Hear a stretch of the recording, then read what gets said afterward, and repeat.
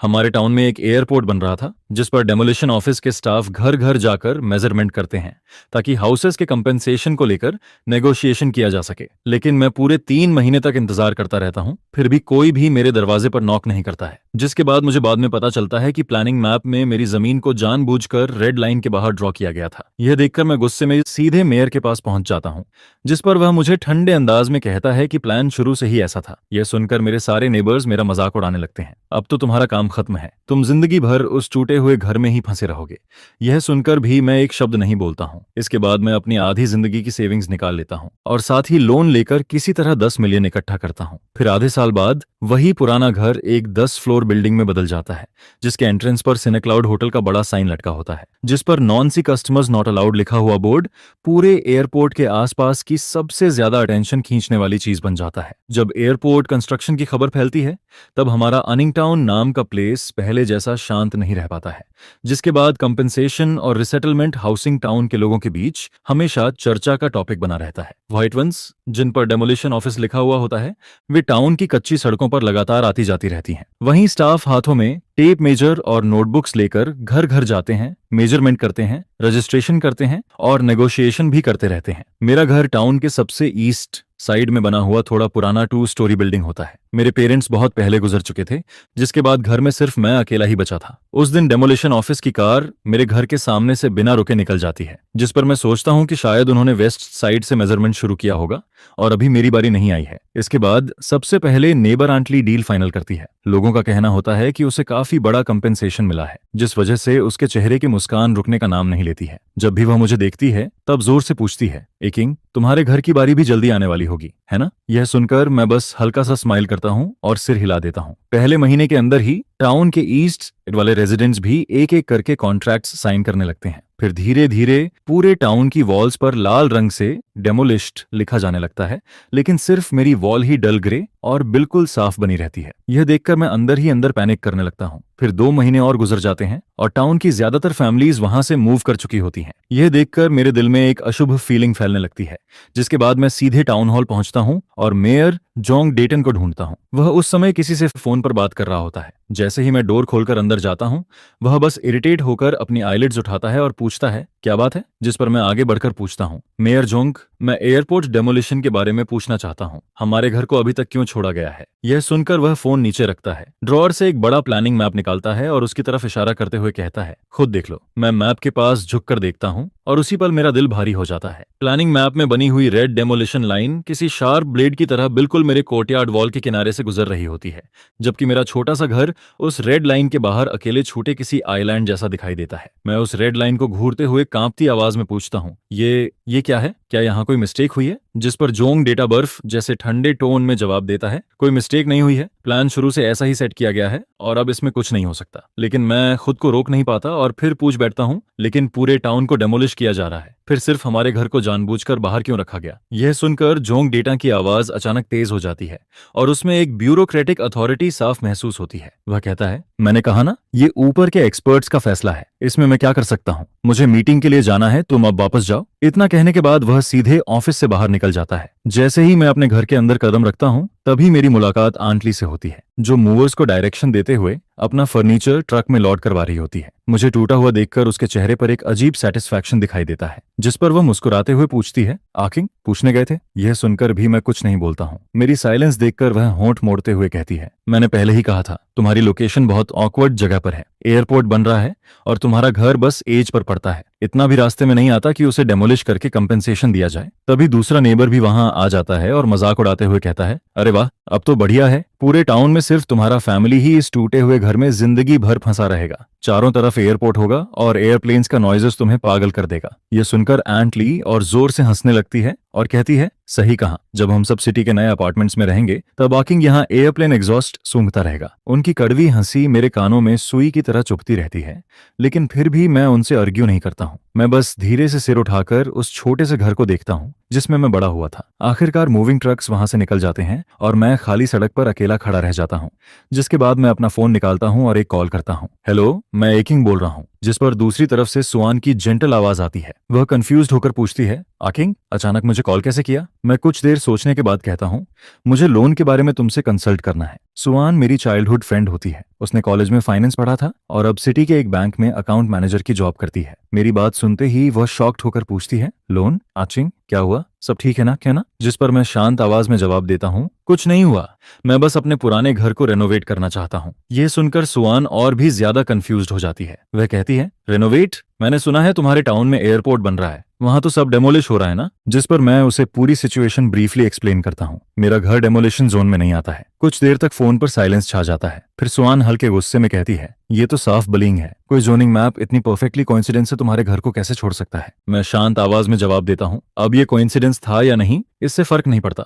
जिस पर सुआन पूछती है, तो फिर तुम क्या करने वाले हो? क्या सच में उस पुराने घर में ही पड़े रहोगे? हैं? मैं विंडो के बाहर खाली जमीन की तरफ देखते हुए एक एक शब्द बोलता हूँ, नहीं, मैं उसे गिराकर दोबारा बनाऊंगा। यह सुनते ही सुआन पूरी तरह साइलेंट हो जाती है। काफी देर बाद वह कहती है, आकिंग क्या तुम इस फैसले को लेकर श्योर हो? ये कोई छोटा अमाउंट नहीं है। जिस पर मैं फॉर्मली जवाब देता हूँ, मैं सब सोच चुका हूँ। फिर वह पूछती है, तुम्हें कितने पैसे चाहिए? मैं कहता हूँ, मेरे पेरेंट्स की छोड़ी हुई सेविंग्स और पिछले कुछ सालों की कमाई मिलाकर मेरे पास 2 लाख हैं। मैं 3 लाख का लोन लेने की सोच रहा हूँ, जिससे टोटल 5 लाख हो जाएंगे। यह नंबर सुनते ही सुआन फोन पर शॉक्ड होकर सांस खींचती है। 5 लाख? आकिंग क्या तुम पागल हो गए हो? तुम बस एक पर्सनल रेसिडेंस रीबिल्ड कर रहे हो, इतना पैसा क्यों चाहिए? जिस पर मैं दूर बन रहे एयरपोर्ट के मैसिव सिलहूट को देखते हुए कहता हूँ, जो मैं बनाने वाला हूँ वो कोई नॉर्मल हाउस नहीं है। भविष्य में वहां एंडलेस बिजनेस ट्रैवलर्स और भीड़ आने वाली है, और मेरा घर एयरपोर्ट के सबसे पास और फ्यूचर का इकलौता प्राइवेट बिल्डिंग होगा। इसके बाद मैं उससे पूछता हूँ, नए एयरपोर्ट के बगल में होटल खोलने के फ्यूचर के बारे में तुम्हारा क्या सोचना है? यह सुनकर सुआन तुरंत स्टंडन रह जाती है। वह हमेशा से स्मार्ट रही थी,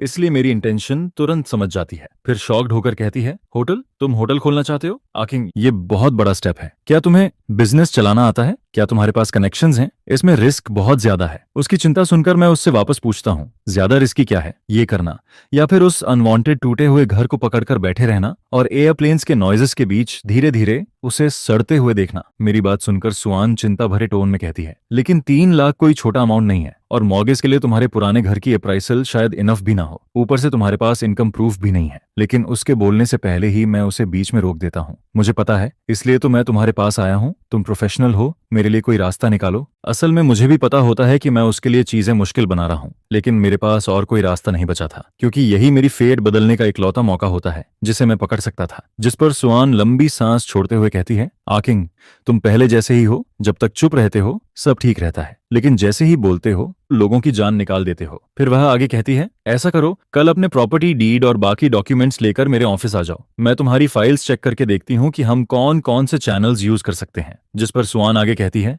मैं कुछ गारंटी नहीं दे सकती, लेकिन मैं अपनी तरफ से पूरी कोशिश करूंगी। यह सुनकर मैं ग्रेटफुल होकर कहता हूँ, थैंक यू। माहौल थोड़ा हल्का करने के लिए सुआन मजाक में कहती है, अभी से थैंक यू मत बोलो, जब तुम्हारा होटल खुल जाए तब मुझे लाइफ टाइम के लिए फ्री प्रेसिडेंशियल सूट दे देना। जिस पर मैं बेहद सीरियस होकर जवाब देता हूँ, ठीक है, डील पक्की। अगले दिन सुबह होते ही मैं अपनी सारी उम्मीदों को लेकर सिटी जाने वाली पहली बस पकड़ लेता हूँ। जैसे ही हमारी मुलाकात होती है, सुआन तुरंत मेरे डॉक्यूमेंट्स पर काम शुरू कर देती है। वह लगातार कुछ लिखती रहती है, काउंटलेस फोन कॉल्स करती है और मुझे कई अलग अलग डिपार्टमेंट्स में लेकर जाती है। जब बैंक के रिव्यूअर्स मेरे प्रॉपर्टी डीड को रेड लाइन के बाहर लटका हुआ देखते हैं, तब उनके चेहरे डिसबिलीफ से भर जाते हैं। उनकी नजरों में एयरपोर्ट से घिरे हुए एक आइसोलेटेड आइलैंड को लोन देना बेहद रिस्की और एब्सर्ड लगता है, जिस वजह से मैं बार बार अपना बिजनेस प्लान एक्सप्लेन करता रहता हूँ। लेकिन मेरे काम और थोड़ा इंट्रोवर्टेड पर्सनालिटी को देखकर उनकी आंखों में सिर्फ डाउट ही दिखाई देता है। उस दौरान कई बार ऐसा मोमेंट आता है जब मुझे लगता है कि अब मैं और ज्यादा होल्ड नहीं कर पाऊंगा। लेकिन अच्छी बात यह होती है कि सुआन हर समय मेरे साथ खड़ी रहती है और लगातार मुझे एनकरेज करती रहती है। वह सिर्फ मेरा बिजनेस प्लान परफेक्ट नहीं करवाती, बल्कि मुझे हैंड टू हैंड ये भी सिखाती है कि बैंकर्स से कैसे बात करनी है। यहाँ तक कि वह अपने पर्सनल कनेक्शंस भी यूज करती है और ब्रांच लीडर्स को डिनर पर इनवाइट तक करती है। एक हफ्ते बाद जब मैं लगभग डिस्पेयर में डूब चुका होता हूँ, तभी सुआन का अचानक फोन आता है। दूसरी तरफ उसकी आवाज काफी एग्जॉस्टेड लग रही होती है, लेकिन उसमें एक्साइटमेंट भी साफ सुनाई देती है। जिस पर वह कहती है, एकिंग हो गया? यह सुनते ही मैं एक्साइटेड होकर पूछता हूँ, सच में? जिस पर सुआन भी एक्साइटेड आवाज में कहती है, हाँ हाँ सच में, 3 लाख एक हफ्ते के अंदर तुम्हारे अकाउंट में ट्रांसफर हो जाएंगे। मैंने बैंक प्रेसिडेंट के सामने तुम्हारे प्रोजेक्ट को इस साल का इनोवेटिव पायलट प्रोजेक्ट बताकर कन्विंस किया है। यह सुनकर मैं काफी देर तक फोन पकड़े रहता हूँ, लेकिन मेरे मुंह से एक शब्द भी नहीं निकलता है। अचानक मेरी आंखों में आंसू भर आते हैं। जिस पर मैं ग्रैटिट्यूड से भरी आवाज में कहता हूँ, स्वान थैंक यू। यह सुनकर वह मुस्कुराते हुए जवाब देती है, मेरे साथ इतना फॉर्मल मत बनो। मैं तुरंत कहता हूँ, जैसे ही पैसे मिलेंगे मैं तुम्हें डिनर ट्रीट दूंगा। लेकिन सुआन हंसते हुए कहती है, डिनर रहने दो, बस जल्दी से अपना होटल बना लो। मैं प्रेसिडेंशियल सूट में स्टे करने का इंतजार कर रही हूँ। कॉल खत्म होने के बाद मैं विंडो के पास जाकर खड़ा हो जाता हूँ और बाहर शुरू हो चुके मैसिव एयरपोर्ट कंस्ट्रक्शन साइट को देखने लगता हूँ। एक हफ्ते बाद मेरे फोन पर एक टेक्स्ट मैसेज आता है, 3 lakh yuan has been credited to your account. उस लंबे जीरो वाले नंबर को देखकर मैं गहरी सांस लेता हूँ। पूरे 5 लाख। यह सिर्फ मेरी पूरी नेटवर्थ नहीं थी, बल्कि मेरी जिंदगी की पूरी स्टेक भी थी। जिस पर मैं खुद से कहता हूँ, ए किंग, अब तुम्हारे पास पीछे हटने का कोई रास्ता नहीं है। फिर मैं खुद को फॉर्मली जवाब देता हूँ, मैं सिर्फ जीत सकता हूँ, हार नहीं सकता। पैसे मिलते ही अगले ही दिन मैं सिटी की सबसे बेस्ट आर्किटेक्चरल डिजाइन फर्म को कांटेक्ट करता हूँ और टाउन की सबसे फेमस कंस्ट्रक्शन टीम को हायर कर लेता हूँ। कंस्ट्रक्शन टीम का कैप्टन, जिसका सरनेम जिया होता है, वह काफी ऑनेस्ट आदमी होता है। मेरा पुराना फैमिली हाउस देखकर वह सिर खुजाते हुए पूछता है, आकिंग, क्या तुम सच में इस घर को गिराकर दोबारा बना रहे हो? इसके बाद कैप्टन जियाओ फिर पूछता है, घर गिराने के बाद तुम यहाँ क्या बनाना चाहते हो? देखो, फ्यूचर में यहाँ पूरा एयरपोर्ट बनने वाला है। अगर ऑर्डिनरी हाउस बनाया तो यहाँ रहना कंफर्टेबल नहीं होगा। जिस पर मैं तुरंत ब्लूप्रिंट निकालकर कहता हूँ, अंकल जियाओ, चिंता मत करो, ब्लूप्रिंट पहले से डिजाइन करवाया जा चुका है। कैप्टन जियाओ जैसे ही ब्लूप्रिंट देखता है, उसकी आंखें एकदम चौड़ी हो जाती हैं। हे भगवान, 4 floors, basement, on viewing platform भी, तुम यहाँ लिटिल विला बना रहे हो? यह सुनकर मैं काम टोन में जवाब देता हूँ, ये बिल्डिंग एक होटल बनने वाली है। मेरी बात सुनते ही कैप्टन जियाओ और पीछे खड़े वर्कर्स पूरी तरह स्टनड रह जाते हैं।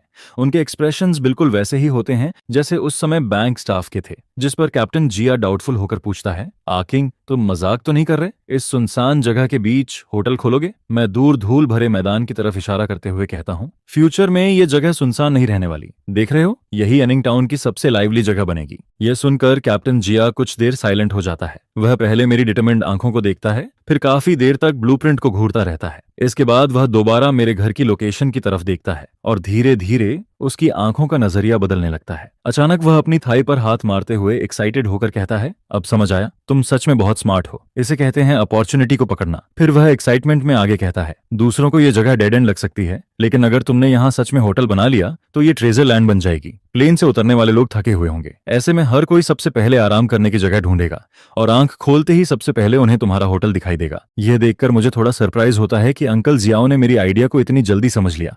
जिस पर मैं पूछता हूँ, अंकल जियाओ, क्या आप ये काम लेना चाहेंगे? यह सुनते ही वह तुरंत अपने चेस्ट पर हाथ मारकर जोर से कहता है, क्यों नहीं लूंगा? इतना इंटरेस्टिंग काम लैंटर्न लेकर ढूंढने पर भी नहीं मिलता। चिंता मत करो, ब्लूप्रिंट जैसा बना है बिल्कुल वैसा ही बना कर दूंगा और बिल्डिंग को इतना मजबूत बनाऊंगा कि सालों तक खड़ी रहे। जिस दिन बुलडोजर मेरे यार्ड में एंटर करता है, उस दिन पूरे एरिया में काफी शोर मच जाता है। जो नेबर्स अभी तक मूव नहीं हुए थे, वे भी तमाशा देखने के लिए वहां आ जाते हैं। जब वे लोग मेरे चाइल्डहुड मेमोरीज से भरे पुराने घर को बुलडोजर के आयरन आर्म के नीचे गिरते हुए देखते हैं, तब सब शॉक्ड होकर सांस खींचने लगते हैं। ये एकिंग सच में पागल हो गया है, इतना अच्छा घर ऐसे ही डेमोलिश कर दिया, आखिर करना क्या चाहता है? तभी कोई दूसरा कहता है, सुना है बहुत सारा पैसा लेकर आया है और यहाँ लिटिल विला बनाना चाहता है। यह सुनकर एंटली अपने आर्म्स क्रॉस करके स्नीर करते हुए कहती है, लिटिल विला? मुझे तो लगता है इसके पास जरूरत से ज्यादा पैसा आ गया है। इतना बड़ा हाउस बनाकर अकेले रहेगा, रात को डर नहीं लगेगा इसे? जिस पर आसपास के लोग भी इको करते हैं, सही कहा, आसपास कोई नेबर भी नहीं होगा, पूरा प्लेस ग्रेवयार्ड जैसा लगेगा। मुझे तो लगता है इसे बस अपनी ईगो बचानी है और खुद मुसीबत बुला रहा है। प्लान के खिलाफ जाकर कभी किसी का अच्छा हुआ है? लेकिन मैं उन सारी बातों को कंप्लीटली इग्नोर कर देता हूँ। मैं बस मेसी रूइंस के सामने खड़ा होकर वर्कर्स को काम करते हुए देखता रहता हूँ। ज्यादा समय नहीं गुजरता कि यहाँ का शोर टाउन मेयर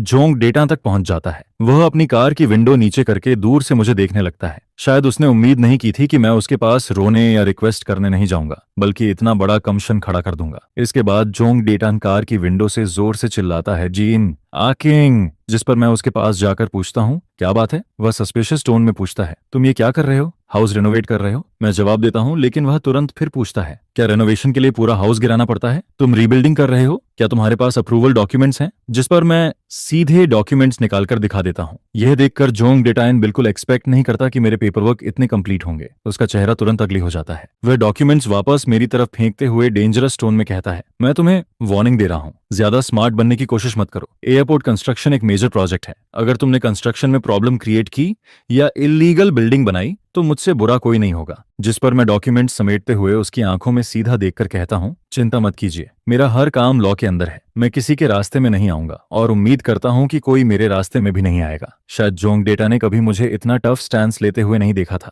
आखिर में वह जोर से स्नोट करता है, विंडो ऊपर करता है और तेजी से वहां से निकल जाता है। मुझे अच्छी तरह पता होता है कि वह आज मुझे वार्निंग देने आया था और मैं भी उसे टेस्ट कर रहा था। इसके बाद आने वाले दिनों में मैं लगभग हर दिन कंस्ट्रक्शन साइट पर ही समय बिताता हूँ। धीरे धीरे खाली जमीन पर बिल्डिंग का फ्रेमवर्क खड़ा होने लगता है और हर दिन विजिबल स्पीड से ऊंचा होता जाता है। पहले महीने में फाउंडेशन और बेसमेंट कंप्लीट हो जाते हैं। इसके बाद मेन स्ट्रक्चर भी तैयार हो जाता है और आखिर में जब कंक्रीट से भरा आखिरी ट्रक 4th फ्लोर पर डाला जाता है तब अंकल जिया एक्साइटमेंट में फायर क्रैकर्स जला देता है। मैं न्यूली कंप्लीटेड रूफटॉप पर खड़ा होकर रफ कास्ट फ्लोर से नीचे की जमीन को देखता हूँ। वहीं दूर नजर डालने पर एयरपोर्ट का आउटलाइन भी अब पहले से ज्यादा क्लियर दिखाई देने लगता है। मेरा होटल और फ्यूचर एयरपोर्ट दोनों एक साइलेंट रेस में लगे हुए होते हैं, जैसे दोनों दुनिया के सामने खुद को पहले प्रेजेंट करने की कोशिश कर रहे हों। लेकिन ठीक उसी दिन जब मैं साइट पर डिजाइनर के साथ एक्सटीरियर वॉल मटेरियल्स डिस्कस कर रहा होता हूं, तभी कई लॉ एनफोर्समेंट व्हीकल्स वहां तेजी से आकर रुकती हैं। कार्डोज खुलते हैं और उनमें से अलग अलग डिपार्टमेंट्स के यूनिफॉर्म पहने हुए दर्जनों लोग बाहर निकलते हैं। उन सबके आगे एक मिडिल एज्ड आदमी चल रहा होता है, जबकि उसके पीछे जोंग डेटान खड़ा हल्की स्नीर के साथ मुझे देख रहा होता है। वह मिडिल एज्ड आदमी सख्त आवाज में पूछता है, यहाँ का पर्सन इंचार्ज कौन है? जिस पर मैं आगे बढ़कर जवाब देता हूँ, मैं हूँ। फिर मैं उसे अपना आईडी वेव करते हुए देखता हूँ और वह कहता है, हम जॉइंट लॉ एनफोर्समेंट टीम से हैं। हमें रिपोर्ट्स मिली हैं कि यहाँ सीरियस इलीगल कंस्ट्रक्शन प्रैक्टिसेस चल रही हैं, साथ ही मैसिव सेफ्टी हैजर्ड्स और एनवायरमेंटल पोल्यूशन भी है। यह सुनते ही मेरा दिल भारी हो जाता है, क्योंकि मुझे समझ आ जाता है कि ट्रबल आखिरकार पहुंच चुका है। वहीं दूसरी तरफ जोंग डेटा बिना कुछ बोले साइड में खड़ा रहता है, लेकिन उसके चेहरे की ग्लोटिंग स्माइल सब कुछ साफ बता रही होती है। उनका सामना करते हुए मैं काम टोन में कहता हूँ, हमारे सारे प्रोसीजर्स पूरी तरह लीगल हैं और कंस्ट्रक्शन भी नेशनल स्टैंडर्ड्स के हिसाब से हो रहा है। लेकिन वह मिडिल एज्ड आदमी तुरंत कोल्ड टोन में जवाब देता है, लीगल है या नहीं ये तुम डिसाइड नहीं करोगे, पूरी जगह थरोली सर्च करो, हर कॉर्नर चेक करो और कुछ भी मिस मत करना। उसके इतना कहते ही पीछे खड़े लोग तुरंत अलग अलग डायरेक्शंस में फैल जाते हैं और पूरे कंस्ट्रक्शन साइट में घुस जाते हैं। कुछ लोग फायर सेफ्टी चेक करने लगते हैं, कुछ नॉइज लेवल मेजर करते हैं, कुछ एयर सैंपल्स लेते हैं, जबकि कुछ लोग कंस्ट्रक्शन लॉग्स पलटने लगते हैं। यह देखकर अंकल जियाओ और वर्कर्स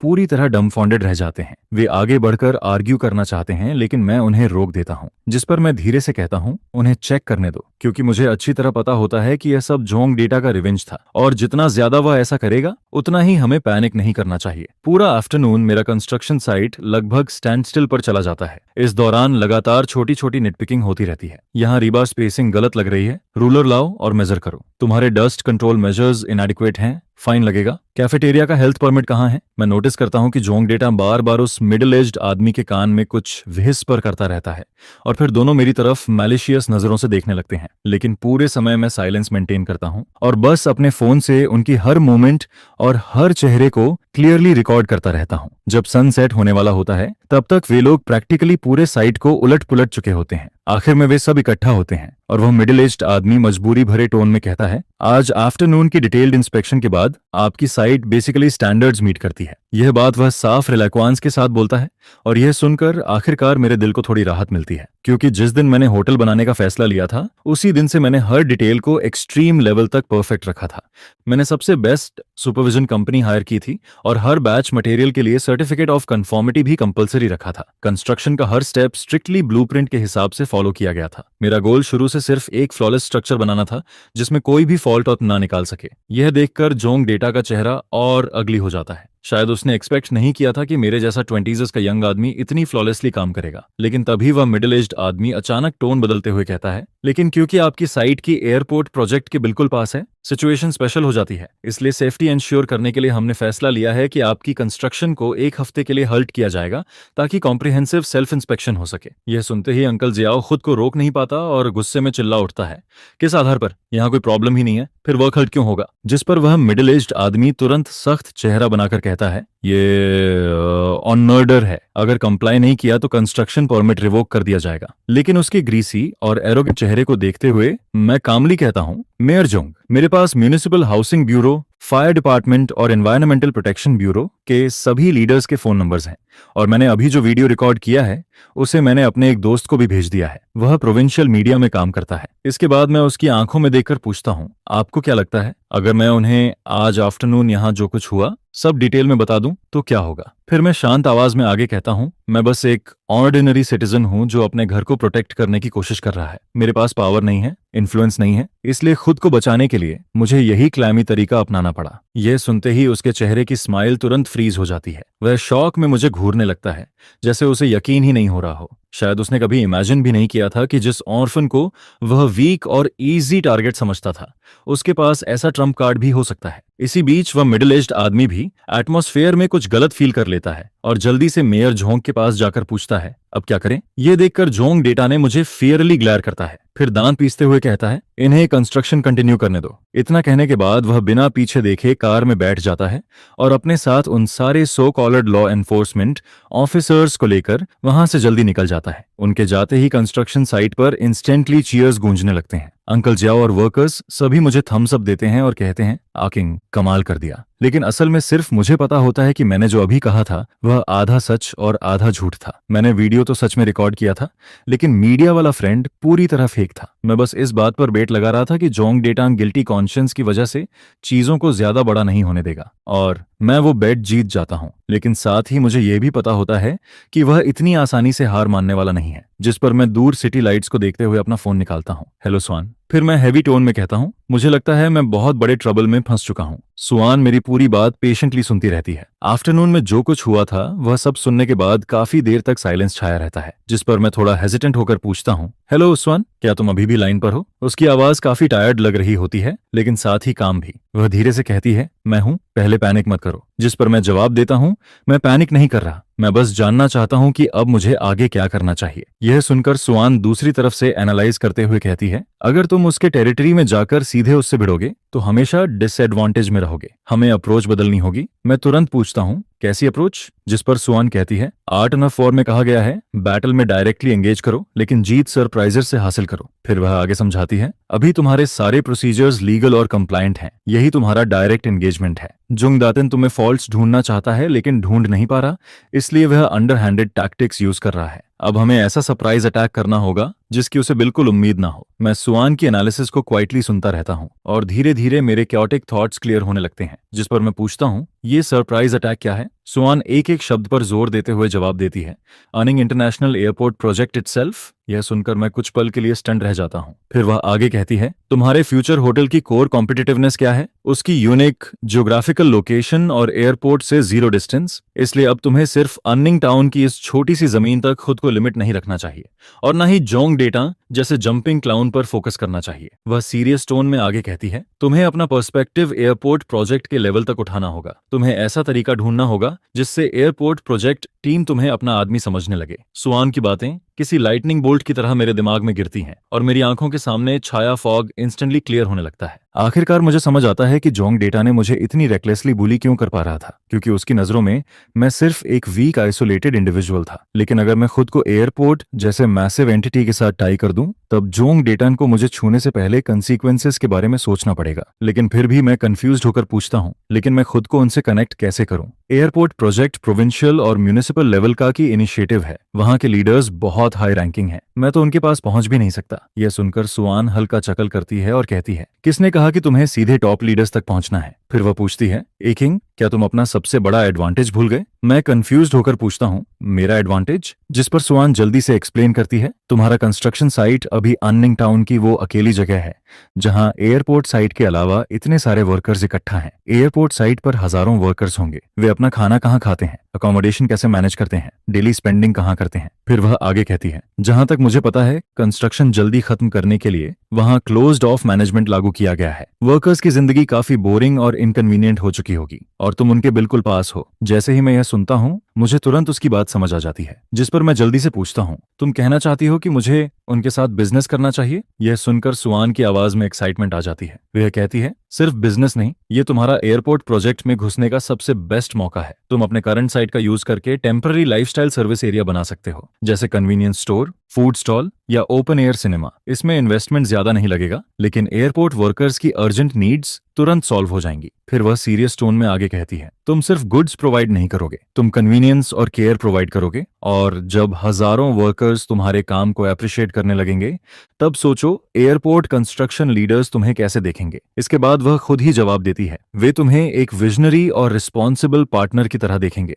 ऐसा अलाई जो उनके पीछे की सारी वरीज कम कर सकता है। और फिर वह आखिरी बात कहती है, उस समय तुम्हारा होटल सिर्फ आइसोलेटेड बिल्डिंग नहीं रहेगा, बल्कि एयरपोर्ट प्रोजेक्ट का सपोर्टिंग सर्विस सेंटर बन जाएगा। तब क्या तुम्हें लगता है कि जोंग डेटा ने अभी की तरह तुम्हें आसानी से ट्रबल दे पाएगा? जिस पर सुआन आगे कहती है, क्या उसे पूरे एयरपोर्ट प्रोजेक्ट के खिलाफ जाने की हिम्मत होगी? यह सुनते ही मैं एक्साइटमेंट में फोन को कसकर पकड़ लेता हूँ।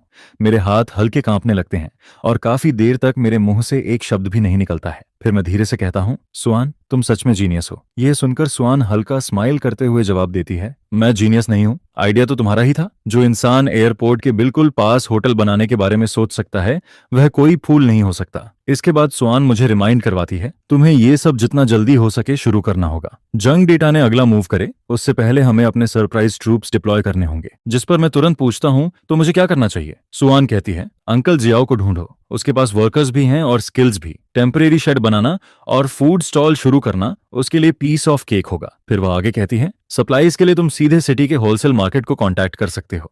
मैं तुम्हें अपने कुछ क्लाइंट्स के नंबर्स भेज दूंगी, वे रिलायबल लोग हैं। इसके बाद वह सीरियस टोन में जोड़ती है, सबसे इंपॉर्टेंट चीज प्राइस है। खाना अफोर्डेबल होना चाहिए और हर चीज क्लीन और हाइजीनिक भी। हमारा गोल ह्यूज प्रॉफिट कमाना नहीं है, हमें उनका दिल जीतना है। फोन रखने के बाद मुझे ऐसा फील होता है जैसे मेरे शरीर की हर सेल फिर से एनर्जी से भर गई हो। पहले की एग्जॉस्शन और कंफ्यूजन पूरी तरह गायब हो जाती है और उसकी जगह अनप्रेसिडेंटेड फाइटिंग स्पिरिट और होप ले लेती है। मैं उसी रात अंकल जियाओ को ढूंढता हूँ और उसे अपना पूरा आइडिया बताता हूँ। मेरी बात सुनते ही वह अपनी थाई पर हाथ मारकर एक्साइटेड होकर कहता है, यह आइडिया तो कमाल का है। मुझे उन एयरपोर्ट वर्कर्स पर काफी समय से तरस आ रहा था। रोज कैफेटेरिया का खाना खाते खाते उनके मुंह का टेस्ट खत्म हो गया होगा। फिर वह हंसते हुए कहता है, चलो फूड स्टॉल लगाते हैं, बियर रखते हैं, स्केवर्स बनाते हैं, वे लोग खुशी से पागल हो जाएंगे। इसके बाद अंकल जियाओ अपने चेस्ट पर हाथ मारकर मुझे आश्योर करता है, आकिंग चिंता मत करो, ये काम मुझ पर छोड़ दो।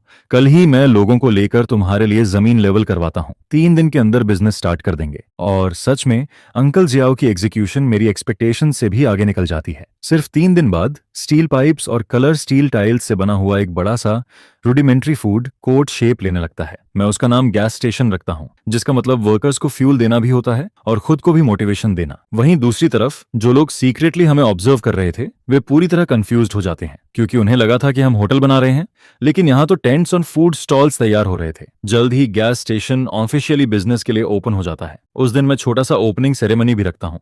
मैं रेड पेपर पर कुछ बड़े कैरेक्टर्स लिखकर एंट्रेंस पर चिपका देता हूँ। ओपनिंग के पहले 3 दिनों तक सभी food and drinks half price. इसके बाद मैं अंकल जियाओ के कुछ वर्कर्स को एयरपोर्ट फैक्ट्री साइड एंट्रेंस पर फ्लायर्स बांटने के लिए भेज देता हूँ। शाम होते होते जब आसमान पूरी तरह डार्क भी नहीं हुआ होता, तभी एयरपोर्ट साइड पर ऑफ वर्क बेल बजती है, जिसके बाद हंड्रेड्स और थाउजेंड्स वर्कर्स टाइड की तरह गेट्स से बाहर निकलने लगते हैं। उनमें से ज्यादातर लोग डस्ट से ढके हुए और पूरी तरह एग्जॉस्टेड दिखाई देते हैं, लेकिन जैसे ही वे हमारी ब्राइटली लिट जगह को देखते हैं और बारबेक्यू व स्टर फ्राई की खुशबू हवा में फैलती हुई महसूस करते हैं, वे सब स्टन्ड रह जाते हैं। कोई क्यूरियस होकर पूछता है, वह जगह क्या है, इतनी लाइवली क्यों लग रही है? दूसरा जवाब देता है, लगता है खाने की जगह है। फिर कोई पूछता है, नाम क्या है इसका? जिस पर जवाब आता है, गैस स्टेशन। इसके बाद कोई एक्साइटेड होकर कहता है, चलो जाकर देखते हैं। हमारा पहला कस्टमर एक काफी यंग लुकिंग लड़का होता है, जिसके चेहरे पर अभी भी चाइल्डिश लुक दिखाई दे रहा होता है। वह हेजिटेंट होकर पूछता है, बॉस यहाँ सच में हाफ प्राइस है? जिस पर मैं स्माइल करते हुए जवाब देता हूँ, हाँ बिल्कुल सच। वह तुरंत कहता है, तो मुझे twice cooked pork over rice दे दो और साथ में 2 एग्स एक्स्ट्रा। मैं तुरंत खुद किचन में जाकर खाना बनाता हूँ और जल्दी से उसे स्टीमिंग हॉट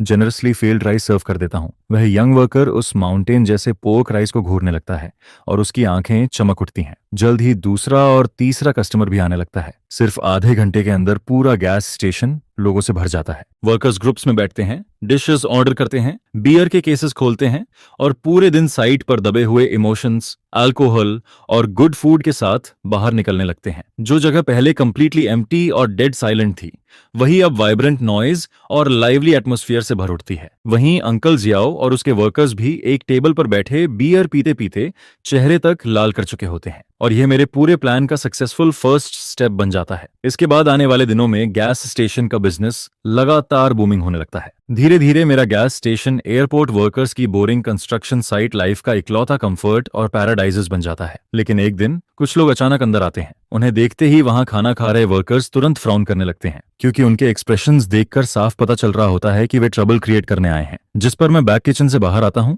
एप्रन उतारता हूँ और कामली पूछता हूँ, क्या खाना चाहेंगे? तभी उनमें से एक आदमी मुझे ऊपर से नीचे तक एग्रेसिव नजरों से देखता है और पूछता है, तू ही बॉस है? फिर वह स्नीयर करते हुए कहता है, हम यहाँ खाने नहीं आए, हम प्रोटेक्शन मनी कलेक्ट करने आए हैं। इसके बाद वह 5 उंगलियां दिखाते हुए कहता है, अगर रनिंग टाउन में बिजनेस करना है तो हमारे रूल्स फॉलो करने होंगे, हर महीने इतना पैसा देना पड़ेगा। लेकिन अनएक्सपेक्टेडली मेरे कुछ बोलने से पहले ही पास वाली टेबल से एक बर्ली मस्कुलर आदमी अचानक खड़ा हो जाता है। यह आदमी एयरपोर्ट साइट का कॉन्ट्रैक्टर होता है, जिसका नाम जंग होता है, और वह लगभग हर दिन मेरे यहाँ खाने आता रहता है। कॉन्ट्रैक्टर जंग भारी बूमिंग आवाज में पूछता है, तुम लोग आखिर कर क्या रहे हो? यह सुनकर वह गुंडा उसे साइड ग्लैंस से घूरते हुए डिसइनफुल्ली कहता है, तू कौन है? ये एडल्ट्स का मैटर है, बच्चे बीच में ना बोले, नहीं तो तुम्हें भी निपटा देंगे। यह सुनते ही कॉन्ट्रैक्टर जंग हंस पड़ता है। वह कुछ नहीं कहता, बस टेबल से एम्पटी बियर बॉटल उठाता है और कैजुअली हाथ से स्क्वीज करता है। अगले ही पल क्रैक की आवाज आती है और ग्लास बॉटल उसके हाथ में चकनाचूर हो जाती है। यह देखकर वह गुंडा और उसके लेकीज तुरंत डर जाते हैं और तभी चारों तरफ से डजन्स मसलर वर्कर्स खड़े होने लगते हैं। कुछ बियर बॉटल्स उठाते हैं, कुछ स्टूल्स पकड़ लेते हैं।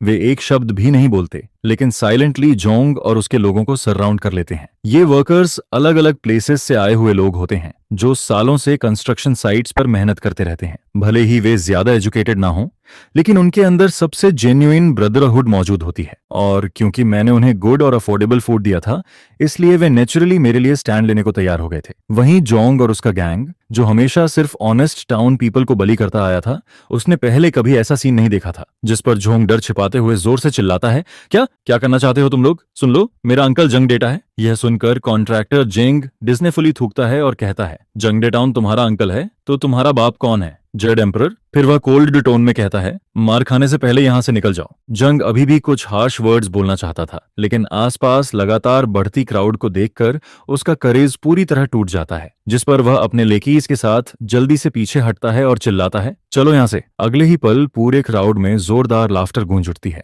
मैं जोंग और उसके लोगों की पैथिक रिट्रीटिंग फिगर्स को देखता हूं, फिर उन वर्कर्स की तरफ नजर डालता हूं जिन्होंने बिना कहे मेरे लिए स्टैंड लिया था। उसी पल मेरे दिल में एक गर्माहट सी दौड़ जाती है, जिस पर मैं आगे बढ़कर फोरमैन जंग को डीप बों करता हूं और कहता हूं, ब्रोदर जंग और सभी मास्टर्स, आज के लिए थैंक यू। यह सुनकर फोरमैन जंग तुरंत हाथ हिलाते हुए हार्टी टोन में कहता है, इसमें थैंक यू कैसा? हम बस उन स्कमबैग्स को बर्दाश्त नहीं कर सकते। फिर वह जोर से कहता है, बॉस आकिंग, अब हम सब तुम्हारी जगह प्रोटेक्ट करेंगे। जो भी तुम्हें ट्रबल देगा उसे हम हजारों ब्रदर्स के खिलाफ जाना पड़ेगा। जैसे ही वह यह बात कहता है, आसपास खड़े सभी लोग अनयंसली शाउट करते हैं, सही कहा, उसे हम हजारों ब्रदर्स के खिलाफ जाना पड़ेगा। उस पल क्राउड के बीच खड़े होकर उन सिंपल और सिंसियर चेहरों को देखते हुए मेरे दिल में एक इंडिस्क्राइबल इमोशन भर जाता है। वहीं दूसरी तरफ दूर खड़ा झोंग डेटा ने अपने न्यूब को डिसग्रेस में भागते हुए देख रहा होता है। उसका पूरा शरीर गुस्से से कांपने लगता है और उसी समय उसे आखिरकार एहसास होता है कि चीजें धीरे धीरे उसके कंट्रोल से बाहर निकल रही हैं। और मैं, वह ऑनरफन जिसे उसने कभी सीरियसली नहीं लिया था, अब उसकी एक्सपेक्टेशन से कहीं ज्यादा मजबूत विंग्स उगा चुका था। इसी बीच ज्यादा दूर नहीं, मेरी 4 मंजिला बिल्डिंग का मैन स्ट्रक्चर पहले ही तैयार हो चुका था और अब बस उसके एक्सटीरियर डेकोरेशन का इंतजार हो रहा था, जिस पर मैंने उसका नाम भी काफी पहले ही सोच लिया था, जो था क्लाउड होटल। मैं मन ही मन ये रिजॉल्व करता हूं कि जो लोग मुझे नीचे समझते थे, मैं उन्हें जमीन से ऊपर देखकर अपनी एग्जिस्टेंस का एहसास करवाऊंगा। इसके बाद जोंगचांग और उसके आदमी वहां से डरकर भाग जाते हैं, जिस पर गैस स्टेशन का माहौल तुरंत ही अपने सबसे बड़े पीक पर पहुंच जाता है। फोरमैन जोंग सीधे एक मोटी कैश की गड्डी टेबल पर पटकता है और कहता है, बॉस फू, तुमने आज हमारे लिए स्टैंड लिया है, ये पैसे वापस रख लो। हम यहाँ तुम्हारा फायदा उठाने नहीं आए, हमें बस ये लगता है कि तुम जैसे यंग आदमी में उस गैंग के सामने खड़े होने की हिम्मत है, तुम्हारे अंदर गट्स हैं, हम तुम्हारी रिस्पेक्ट करते हैं। यह सुनकर मैं उनसे ज्यादा आर्ग्यू नहीं कर पाता और आखिरकार पैसे एक्सेप्ट कर लेता हूँ। लेकिन मेरे दिल में यह बात बिल्कुल क्लियर हो जाती है कि मैंने इस थोड़े से पैसे से कहीं ज्यादा वैल्यूएबल चीज हासिल की है। मैंने लोगों का दिल जीत लिया था। जिसके बाद यह इंसिडेंट बहुत जल्दी एयरपोर्ट प्रोजेक्ट कमांड सेंटर तक पहुंच जाता है। शुरुआत में वहां के लोग काफी नर्वस हो जाते हैं। उनके लिए हजारों वर्कर्स का किसी अनकंट्रोल्ड प्राइवेट जगह पर जमा होना बहुत बड़ा सेफ्टी हैजर्ड लगता है। यहां तक कि प्रोजेक्ट डिपार्टमेंट ने इस इश्यू को लेकर ओवरनाइट मीटिंग तक रख दी थी। मीटिंग के दौरान किसी ने प्रपोजल दिया कि मेरा गैस स्टेशन सीधे बंद करवा दिया जाए और सभी वर्कर्स को वापस उस बंद कंस्ट्रक्शन साइट में भेज दिया जाए। लेकिन यह प्रपोजल तुरंत ही कंस्ट्रक्शन पार्टी के इंचार्ज की तरफ से जोरदार ऑपोजिशन फेस करता है। वह कहता है, अगर हम उसे थ्रेट की तरह ट्रीट करेंगे तो इससे कॉन्फ्लिक्ट्स और प्रेशर ही बढ़ेगा और सूनर और लेटर कोई बड़ा हादसा जरूर होगा। काफी देर तक आर्ग्यूमेंट चलने के बाद आखिरकार एक कॉम्प्रोमाइज प्लान सामने आता है, जिसमें कहा जाता है उसे थ्रेट की तरह देखने के बजाय क्यों ना उसे एक कंट्रोलेबल पार्टनर बना लिया जाए। इसके बाद जल्द ही एनिंग एयरपोर्ट कंस्ट्रक्शन कमांड सेंटर की नंबर प्लेट वाली एक एसयूवी मेरे साइट के एंट्रेंस पर आकर रुकती है, जिस पर करीब 30 साल का एक आदमी कार से उतरता है और सीधे मेरी तरफ आता है। फिर वह पॉलिटली पूछता है, एक्सक्यूज मी, क्या आप बॉस फू हैं? मैं उसे थके हुए चेहरे से देखता हूं और जवाब देता हूं, हाँ मैं ही हूं। जिस पर वह अपना हाथ आगे बढ़ाकर कहता है, हेलो, मेरा नाम चिंशो है, मैं एयरपोर्ट प्रोजेक्ट के लॉजिस्टिक्स डिपार्टमेंट का डिप्टी डायरेक्टर हूं। क्या मैं आपसे थोड़ी बात कर सकता हूं? मैं कुछ देर हेजिटेट करता हूं, लेकिन फिर उसके साथ गैस स्टेशन की एक खाली टेबल पर बैठ जाता हूं, जिसके बाद मैं उसे हर्बल टी का एक कप डालकर पूछता हूं, डायरेक्टर चिन, बताइए मैं आपके लिए क्या कर सकता हूं? जो हल्की स्माइल के साथ कहता है, बॉस फू, नर्वस मत होइए, मैं आज यहाँ ट्रबल क्रिएट करने नहीं आया हूँ, मैं आपसे बिजनेस कोऑपरेशन की बात करने आया हूँ। यह सुनकर मैं पूरी तरह स्टनड रह जाता हूँ और तुरंत पूछता हूँ, कोऑपरेशन? जिस पर चो अपने ग्लासेस ठीक करते हुए सीधे मुद्दे पर आता है और कहता है, यस, हमारे कमांड सेंटर ने आपकी सिचुएशन रिव्यू की है और हम सब इस बात पर अग्री हैं कि आपका गैस स्टेशन एयरपोर्ट प्रोजेक्ट की स्टडी प्रोग्रेस में बहुत पॉजिटिव कंट्रीब्यूशन दे रहा है। आपने वर्कर्स को इतना अच्छा रिक्रिएशनल स्पेस दिया है, इसके लिए हम आपके बहुत ग्रेटफुल हैं। यह सुनकर मैं थोड़ा ऑफ गार्ड हो जाता हूँ, क्योंकि मैंने तो पहले यही सोचा था कि वो लोग किसी दिन मुझे दबाने या ट्रबल देने जरूर आएंगे। इसके बाद वह अपने ब्रीफकेस से एक डॉक्यूमेंट निकालता है और कहता है, हम आपके साथ ऑफिशियली एक कोऑपरेशन एग्रीमेंट साइन करना चाहते हैं। हमारा कमांड सेंटर आपके गैस स्टेशन को अनिंग इंटरनेशनल एयरपोर्ट प्रोजेक्ट का official living service area authorise करेगा। हम आपको एक ऑफिशियल प्लैक देंगे, साथ ही हर महीने सब्सिडी भी दी जाएगी, लेकिन हमारी सिर्फ एक रिक्वायरमेंट है। यह सुनते ही मेरा दिल तेजी से धड़कने लगता है और मैं तुरंत पूछता हूँ, कौन सी रिक्वायरमेंट? जिस पर चो पूरी सिंसेरिटी के साथ मेरी तरफ देखता है और कहता है, फूड सेफ्टी मेंटेन रखिए और प्राइसेस स्टेबल रखिए, ताकि वर्कर्स शांति से खाना खा सकें और खुश रह सकें। फिर वह आगे कहता है, बॉस फू, हमें पता है कि आपकी करंट प्राइसिंग में आपको लगभग कोई प्रॉफिट नहीं बचता। हम ये सब्सिडी इसलिए दे रहे हैं क्योंकि हम चाहते हैं कि आप लंबे समय तक ये काम कंटिन्यू रखें। आप हमारे पीछे का माहौल स्टेबल रखते हैं, ताकि हम फ्रंट लाइन कंस्ट्रक्शन पर पूरी पीस ऑफ माइंड के साथ फोकस कर सकें। टेबल पर पड़े एग्रीमेंट और उस पर लिखे कोऑपरेशन शब्द को देखकर मेरी आंखें अचानक भर आती हैं। सुआन की स्ट्रैटेजी, वह ब्रिलियंट मूव जिसमें सरप्राइज से जीतने की बात थी, आखिरकार ऐसे तरीके से सक्सेसफुल हुई थी जिसकी मैंने कभी इमेजिनेशन भी नहीं की थी। मैं सिर्फ एयरपोर्ट प्रोजेक्ट का अली ही नहीं बना था, बल्कि ऑफिशियली सर्टिफाइड इनसाइडर तक बन चुका था। जिस पर मैं तुरंत जवाब देता हूँ, आई एग्री। फिर मैं पेन उठाकर एग्रीमेंट पर अपना नाम साइन कर देता हूँ। यह देखकर चिंगो खुशी से एग्रीमेंट समेटता है और कहता है, बॉस फू, प्रॉमिस यू फू, हैप्पी कोऑपरेटिंग। अगर फ्यूचर में कभी भी किसी हेल्प की जरूरत पड़े या कोई आपको हैरेस करे तो आप मुझे कभी भी कॉल कर सकते हैं। चिन्हुआ के जाने के बाद मैं तुरंत सुआन को फोन लगाता हूं और एक्साइटमेंट में कहता हूं, हेलो सुआन, हम सक्सेसफुल हो गए। जिस पर सुआन फोन के दूसरी तरफ हंसते हुए कहता है, मुझे शुरू से पता था। याद रखो, जब तुम लोगों को ऐसी वैल्यू प्रोवाइड करते हो जिसे वो रिफ्यूज नहीं कर सकते, तब तुम एक ऐसे पार्टनर बन जाते हो जिसे हर कोई अपने साथ रखना चाहता है, ना कि ऐसी चींटी जिसे कभी भी कुचल दिया जाए। अब तुम्हारा बैटलफील्ड लेवल अप हो चुका है। और सच में अगले ही दिन गैस स्टेशन के सबसे प्रोमिनेंट स्पॉट पर एक नई ब्लू प्लैक टांग दी जाती है, जिस पर बड़े अक्षरों में लिखा होता है, Anning international airport project designated airport construction command center logistics department supervising. ये प्लैक किसी एंशिएंट जनरल के कमांड फ्लैग की तरह लगता है। जैसे ही ये वहां लगाया जाता है, पूरे गैस स्टेशन की ऑरा ही बदल जाती है, जिस पर वर्कर्स भी उसे देखकर खुद को थोड़ा ज्यादा कॉन्फिडेंट फील करने लगते हैं। अब यहाँ पैसे खर्च करना सिर्फ खाने पीने की बात नहीं रह जाती, बल्कि ऑफिशियली रिकॉग्नाइज्ड पर्क बन जाता है। इस पॉइंट पर मेरी आइडेंटिटी एक कंट्रोवर्शियल सेल्फ एम्प्लॉयड वर्कर से बदलकर लीजिटिमेट रेड हैट मर्चेंट बन जाती है। मैं साफ फील करता हूं कि जोंग डकियन के हर जगह मौजूद रहने वाले लोग इस प्लैक को देखने के बाद काफी रेस्ट्रेंट हो गए हैं। कम से कम अगले एक हफ्ते तक कोई हैरेसमेंट इंसिडेंट नहीं होता और कंस्ट्रक्शन साइट के साथ गैस स्टेशन भी एक रेयर पीस पीरियड एंजॉय करता है। लेकिन मैं जानता था कि यह सिर्फ स्टॉर्म आने से पहले की शांति है, क्योंकि जुंग दातेन जैसा आदमी इतनी आसानी से चीजें छोड़ने वालों में से नहीं था। और फिर ठीक एक हफ्ते बाद ट्रबल एक बिल्कुल अनएक्सपेक्टेड तरीके से क्वाइटली पहुंच जाता है। उस सुबह पॉक डिलीवरी करने वाला ट्रक ड्राइवर ओल्ड ली मेरे पास बहुत बिटर फेस के साथ आता है और कहता है, बॉस वो सॉरी, शायद मैं आज मीट डिलीवर नहीं कर पाऊंगा। यह सुनते ही मेरा दिल धक से रह जाता है और मैं तुरंत पूछता हूँ, क्या हुआ मास्टर ली? जिस पर ओल्ड ली सिगरेट जलाता है, लंबा कश लेता है और भारी साई छोड़ते हुए कहता है, मत पूछो, आज सुबह गुड्स लेने गया था, लेकिन रास्ते में टाउन ट्रांसपोर्ट एडमिनिस्ट्रेशन वालों ने रोक लिया। वो कह रहे थे कि मैंने रूल्स ब्रेक किए हैं, इसलिए फाइन लगेगा और ट्रक इंपाउंड होगा, जबकि मेरा ट्रक अपनी हाफ लोड कैपेसिटी तक कैरी नहीं कर रहा था। मैंने उनसे आर्ग्यू किया, लेकिन उन्होंने सीधा 10,000 का फाइन मांगा, वरना ट्रक 1 महीने के लिए जब्त कर देते। यह सुनते ही मेरा दिल पूरी तरह डूब जाता है, क्योंकि यह डेफिनेटली कोई कोइंसिडेंस नहीं था। यह साफ तौर पर झंडाकी की नई ट्रिक थी। अब वह सीधे मुझ पर अटैक करने की हिम्मत नहीं कर रहा था, इसलिए उसने मेरी अपस्ट्रीम सप्लाई चेन को टारगेट करना शुरू कर दिया था। इसके बाद ओल्डली हेल्पलेस होकर आगे कहता है, सिर्फ मैं ही नहीं, आज सुबह वेजिटेबल्स, ग्रेन और ऑन एयर डिलीवर करने वाले कई ट्रक्स को अलग अलग इंटरसेक्शंस पर रोका गया। किसी को एमिशंस टेस्ट का बहाना देकर पकड़ा गया, तो किसी को किसी और वजह से। कुल मिलाकर हर तरफ फाइनल्स और इंपॉन्डमेंट्स चल रहे हैं। अब टाउन का कोई भी डिलीवरी ड्राइवर तुम्हारी तरफ आने की हिम्मत नहीं कर रहा। सब डर गए हैं। क्या रशलेस मूव था। वह सीधे मेरे रिसोर्सेज काट रहा था, क्योंकि गैस स्टेशन हर दिन मैसिव अमाउंट में इंग्रेडिएंट्स कंज्यूम करता था, और अगर सप्लाई चेन टूट जाती तो हम 2 दिन के अंदर बंद हो जाते। दोपहर तक इंग्रेडिएंट शॉर्टेज का असर दिखना शुरू हो जाता है। वर्कर्स जिन डिशेस को खाना चाहते थे, उनमें से कई लकिंग इंग्रेडिएंट्स की वजह से बन ही नहीं पाती। हालांकि वो सभी अंडरस्टैंडिंग दिखाते हैं, लेकिन मैं उनकी आंखों में डिसअपॉइंटमेंट साफ देख लेता हूं। यह देखकर मैं बेहद एंग्शियस हो जाता हूं, जिस पर मैं तुरंत डायरेक्टर चिन को कॉल करता हूं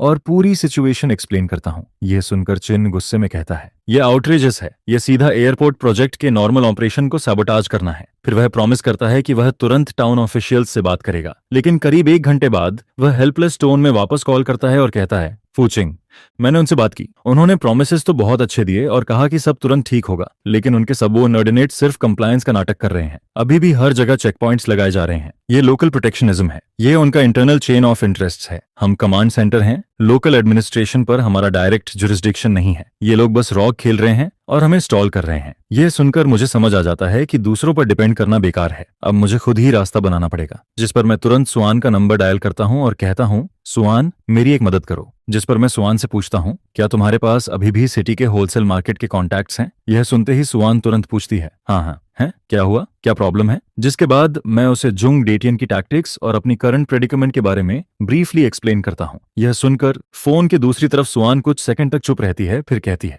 यह बहुत रूथलेस मूव है। वह तुम्हें पूरी तरह कॉर्नर में पुश कर रहा है। अब तुम क्या करने वाले हो? सिटी से गुड्स सोर्सिंग करना काफी दूर पड़ेगा, कॉस्ट बहुत ज्यादा बढ़ जाएगी।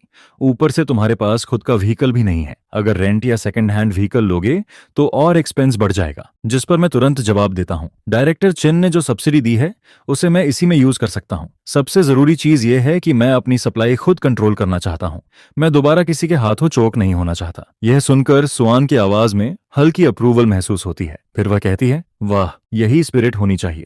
और व्हीकल की चिंता मत करो, मेरा एक client second hand car business में है। मैं उससे तुम्हारे लिए एक स्ट्रॉन्ग और ड्यूरेबल छोटा ट्रक ढूंढने को कहती हूँ। शुरुआती पेमेंट भी मेरी तरफ से कवर हो जाएगी। होलसेल मार्केट की भी चिंता मत करो, मैं वहां बात कर दूंगी ताकि तुम्हें सबसे अच्छा सामान सबसे फेवरेबल होलसेल प्राइस पर मिले। फिर वह आगे कहती है, और याद रखो, अनिंग टाउन सिर्फ एक छोटा पॉन्ड है। जोंग डचेन यहाँ बड़ा फिश जरूर है, लेकिन पॉन्ड के बाहर उसकी कोई वैल्यू नहीं है। तुम्हें अपना रूट इस पॉन्ड के बाहर, रिवर्स और ओशंस में फैलाना होगा। सुआन की बातें सुनकर मेरी आंखें खुल जाती हैं, क्योंकि मैं हमेशा यही सोच रहा था कि मुझे अन्निंग टाउन में रहकर उससे लड़ना है, लेकिन मैं यह भूल गया था कि मैं उसे बाईपास करके कहीं बड़े प्लेटफॉर्म पर भी जा सकता हूं। इसके बाद 2 दिन बाद एक पुराना ब्लू पिकअप ट्रक मेरे कंस्ट्रक्शन साइट के एंट्रेंस पर आकर रुकता है, जिस पर सुआन खुद ट्रक ड्राइव करके लाती है और चाबी मेरी तरफ बढ़ाते हुए पूछती है, ड्राइवर्स लाइसेंस है ना तुम्हारे पास? जिस पर मैं कॉन्फिडेंस के साथ जवाब देता हूँ, हाँ, कॉलेज में बनवाया था, बस काफी समय से ड्राइव नहीं किया। यह सुनकर सुआन मुझे कंफर्ट करते हुए कहती है, कोई बात नहीं, ये ट्रक तुम आराम से चला लोगे। फिर वह कैजुअली ट्रक का बैग खोलती है और पूरी तरह भरे हुए ट्रक बेड को देखकर स्माइल करते हुए कहती है, और यह रही तुम्हारी फर्स्ट बैच गुड्स, मैं होलसेल मार्केट से आते वक्त खुद लेकर आई हूँ। उस मोमेंट में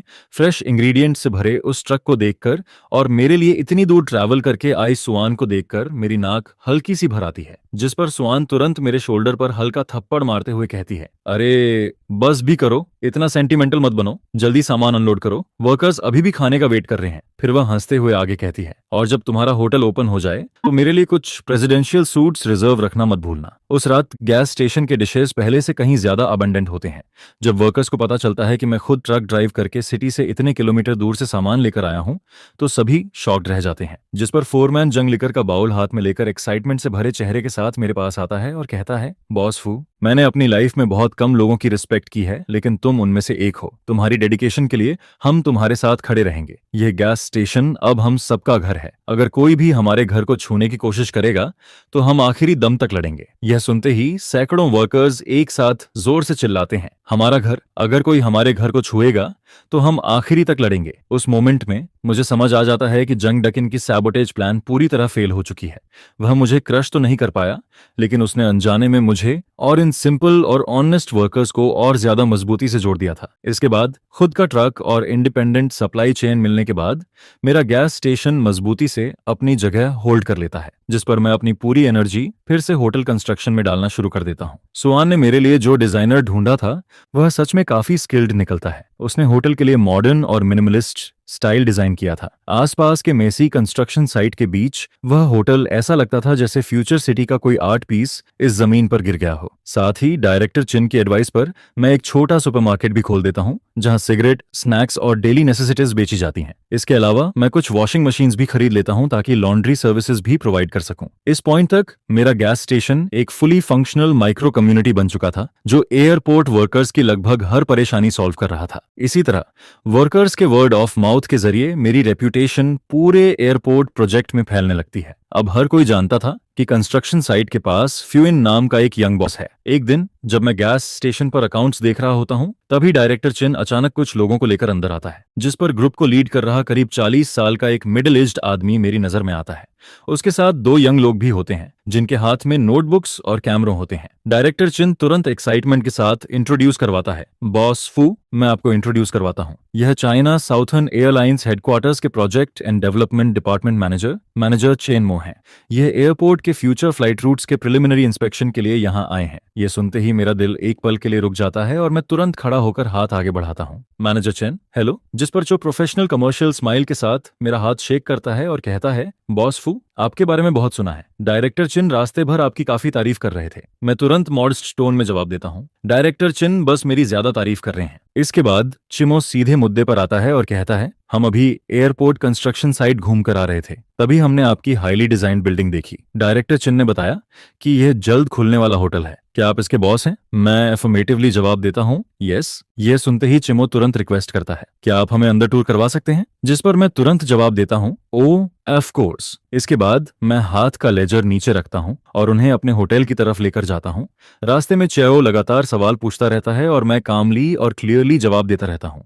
जब मैं उन्हें होटल लॉबी में लेकर पहुंचता हूँ, जो अभी रेनोवेशन में थी, तो वहां मौजूद सभी लोग शॉक्ड रह जाते हैं, क्योंकि वहां खड़े होकर दूर बिजी टावर क्रेनेज वाला कंस्ट्रक्शन साइट साफ दिखाई देता था। और यह इमेजिन करना मुश्किल नहीं था कि फ्यूचर में यहीं सिल्वर प्लेन्स टेक ऑफ और लैंड करेंगे। वह विजुअल इंपैक्ट सच में अनपैरेलल्ड था, जिस पर CEO खुद को रोक नहीं पाता और सिंसियरली कहता है, अमेजिंग बॉस फू, आपकी विजन बहुत शानदार है। जबकि बाकी लोग सिर्फ डेमोलिशन कॉम्पेंसेशन को देख रहे थे, आपने फ्यूचर की वैल्यू देख ली। साथ ही उसके पीछे खड़ा असिस्टेंट लगातार फोटोजेस ऑर्डर नोट्स ले रहा होता है। इसके बाद हम रूफटॉप व्यूइंग टेरेस पर पहुंचते हैं, जहां से पूरा airport construction site panoramic view में दिखाई देता है। चिम्मो दूर देखते हुए धीरे से कहता है, हमारी एयरलाइंस क्रू मेंबर्स को हर डायरेक्ट फ्लाइट मिशन के बाद लैंडिंग सिटी में रेस्ट करना पड़ता है, इसलिए कॉन्ट्रैक्टेड होटल्स के लिए हमारी रिक्वायरमेंट्स काफी हाई होती हैं। सिक्योरिटी, प्राइवेसी और कन्वीनियंस तीनों जरूरी हैं। फिर वह मेरी तरफ मुड़कर चमकती आंखों से कहता है, आपके होटल की ज्योग्राफिकल एडवांटेज यूनिक है। यह तो हमारे प्लांट स्टाफ डॉर्मेट्री से भी एयरपोर्ट के ज्यादा करीब है। जिस पर वह सीधे मुझसे पूछता है, बॉस सुन होने के बाद क्या आप साउदर्न एयरलाइंस क्रू के डिजाइनेटेड होटल बनना चाहेंगे? यह सुनते ही मेरा दिल तेजी से धड़कने लगता है, क्योंकि किसी एयरलाइन के साथ long term cooperation agreement sign करने का मतलब था कि होटल खुलने से पहले ही मुझे सबसे स्टेबल और हाईएस्ट क्वालिटी कस्टमर सोर्स मिल जाता। यह सच में किसी ड्रीम जैसा था। जिस पर मैं अपनी एक्साइटमेंट दबाते हुए जवाब देता हूँ, of course I am interested. यह सुनकर चिम्मो सेटिस्फैक्शन में सिर हिलाता है और कहता है, वेरी गुड, जब आपका होटल ऑफिशियली कंप्लीट हो जाएगा तब हम अपनी प्रोफेशनल असेसमेंट टीम भेजेंगे। अगर सब कुछ ठीक रहा तो हम स्ट्रैटेजिक कोऑपरेशन एग्रीमेंट साइन कर सकते हैं। इसके बाद वह अपनी पॉकेट से एक बिजनेस कार्ड निकालकर मेरी तरफ बढ़ाता है और कहता है, कांटेक्ट में रहिए। चिम्मो और उसकी टीम को विदा करने के बाद मैं रूफटॉप पर अकेला खड़ा हवा एंजॉय कर रहा होता हूँ। मुझे सब कुछ किसी ड्रीम जैसा फील हो रहा था, लेकिन तभी नीचे उतरने से पहले मेरी नजर दूर डर्ट रोड के आखिर में खड़ी एक कार पर पड़ती है। वह जुंग डेटियन की कार थी, जिसमें वह खुद बैठा होता है और उसके बगल में एक दूसरा आदमी भी मौजूद होता है। इस मोमेंट में झुंगती मेरे होटल की तरफ इशारा करते हुए उससे कुछ कह रहा होता है, जिस पर मैं कामली नीचे उतरता हूँ और तुरंत सुआन को मैसेज भेजता हूँ, मेरे लिए किसी के बारे में पता लगाओ। फिर मैं रूफटॉप से फोन झूम करके उन दोनों की ब्लरी साइड प्रोफाइल फोटो लेता हूँ और साथ में लिखता हूँ, जुनगेन के बगल में सूट पहनकर बैठा आदमी। मुझे उसकी पूरी इन्फॉर्मेशन चाहिए, जितनी डिटेल्ड हो सके। और फिर सुआन लगभग इंस्टेंटली रिप्लाई करती है, जिस पर सुआन का रिप्लाई आता है, रिसीव्ड। क्या तुम किसी ट्रबल में हो? मैं तुरंत जवाब देता हूँ, शायद इस बार रियल ट्रबल है। फोन नीचे रखने के बाद मैं कंस्ट्रक्शन साइट के एंट्रेंस पर जाता हूँ और अंकल श्याओ से कहता हूँ, अंकल श्याओ, एक फेवर चाहिए। जिस पर अंकल जून तुरंत जवाब देता है, आकिन बस बोलो क्या करना है। मैं उसे समझाते हुए कहता हूँ, मुझे किसी से एक साइन बनवाना है, सबसे अच्छी वुड से, हैंड कार्व्ड। यह सुनकर अंकल जियाओ क्यूरियस होकर पूछता है, उस पर क्या लिखवाना है? जिस पर मैं पेन और पेपर निकालता हूँ और ध्यान से कुछ वर्ड्स लिखता हूँ, no entry for non consuming guests. Uncle Xiao उन वर्ड्स को कुछ सेकंड तक देखता रहता है, फिर हल्की स्माइल के साथ कहता है, समझ गया, तुम कुछ खास लोगों के लिए रूल्स सेट कर रहे हो। मैं अभी टाउन के सबसे अच्छे कारपेंटर के पास जाता हूँ और यह काम परफेक्टली क्लियर तरीके से करवाता हूँ। इसके बाद 3 दिन बाद रोजवुड के सॉलिड पीस से बना हुआ वह साइन मेरे होटल कंस्ट्रक्शन साइट के एंट्रेंस के सबसे कंस्पिशियस पोजीशन पर खड़ा कर दिया जाता है और उस साइन के लगते ही वह तुरंत सबका अटेंशन खींच लेता है। जो वर्कर्स गैस स्टेशन में खाने आते थे, वो वहां से गुजरते वक्त उस साइन को जरूर देखते और फिर नोइंगली स्माइल करने लगते। जाहिर सी बात थी, सभी समझ रहे थे कि यह साइन आखिर किसके लिए लगाया गया है और नेचुरली जुंगेन ने भी वह साइन देख लिया था। उसे भी साफ समझ आ गया था कि नॉन कंज्यूमिंग गेस्ट्स सीधे उसी और उसके साथ आए वीआईपी के लिए लिखा गया है।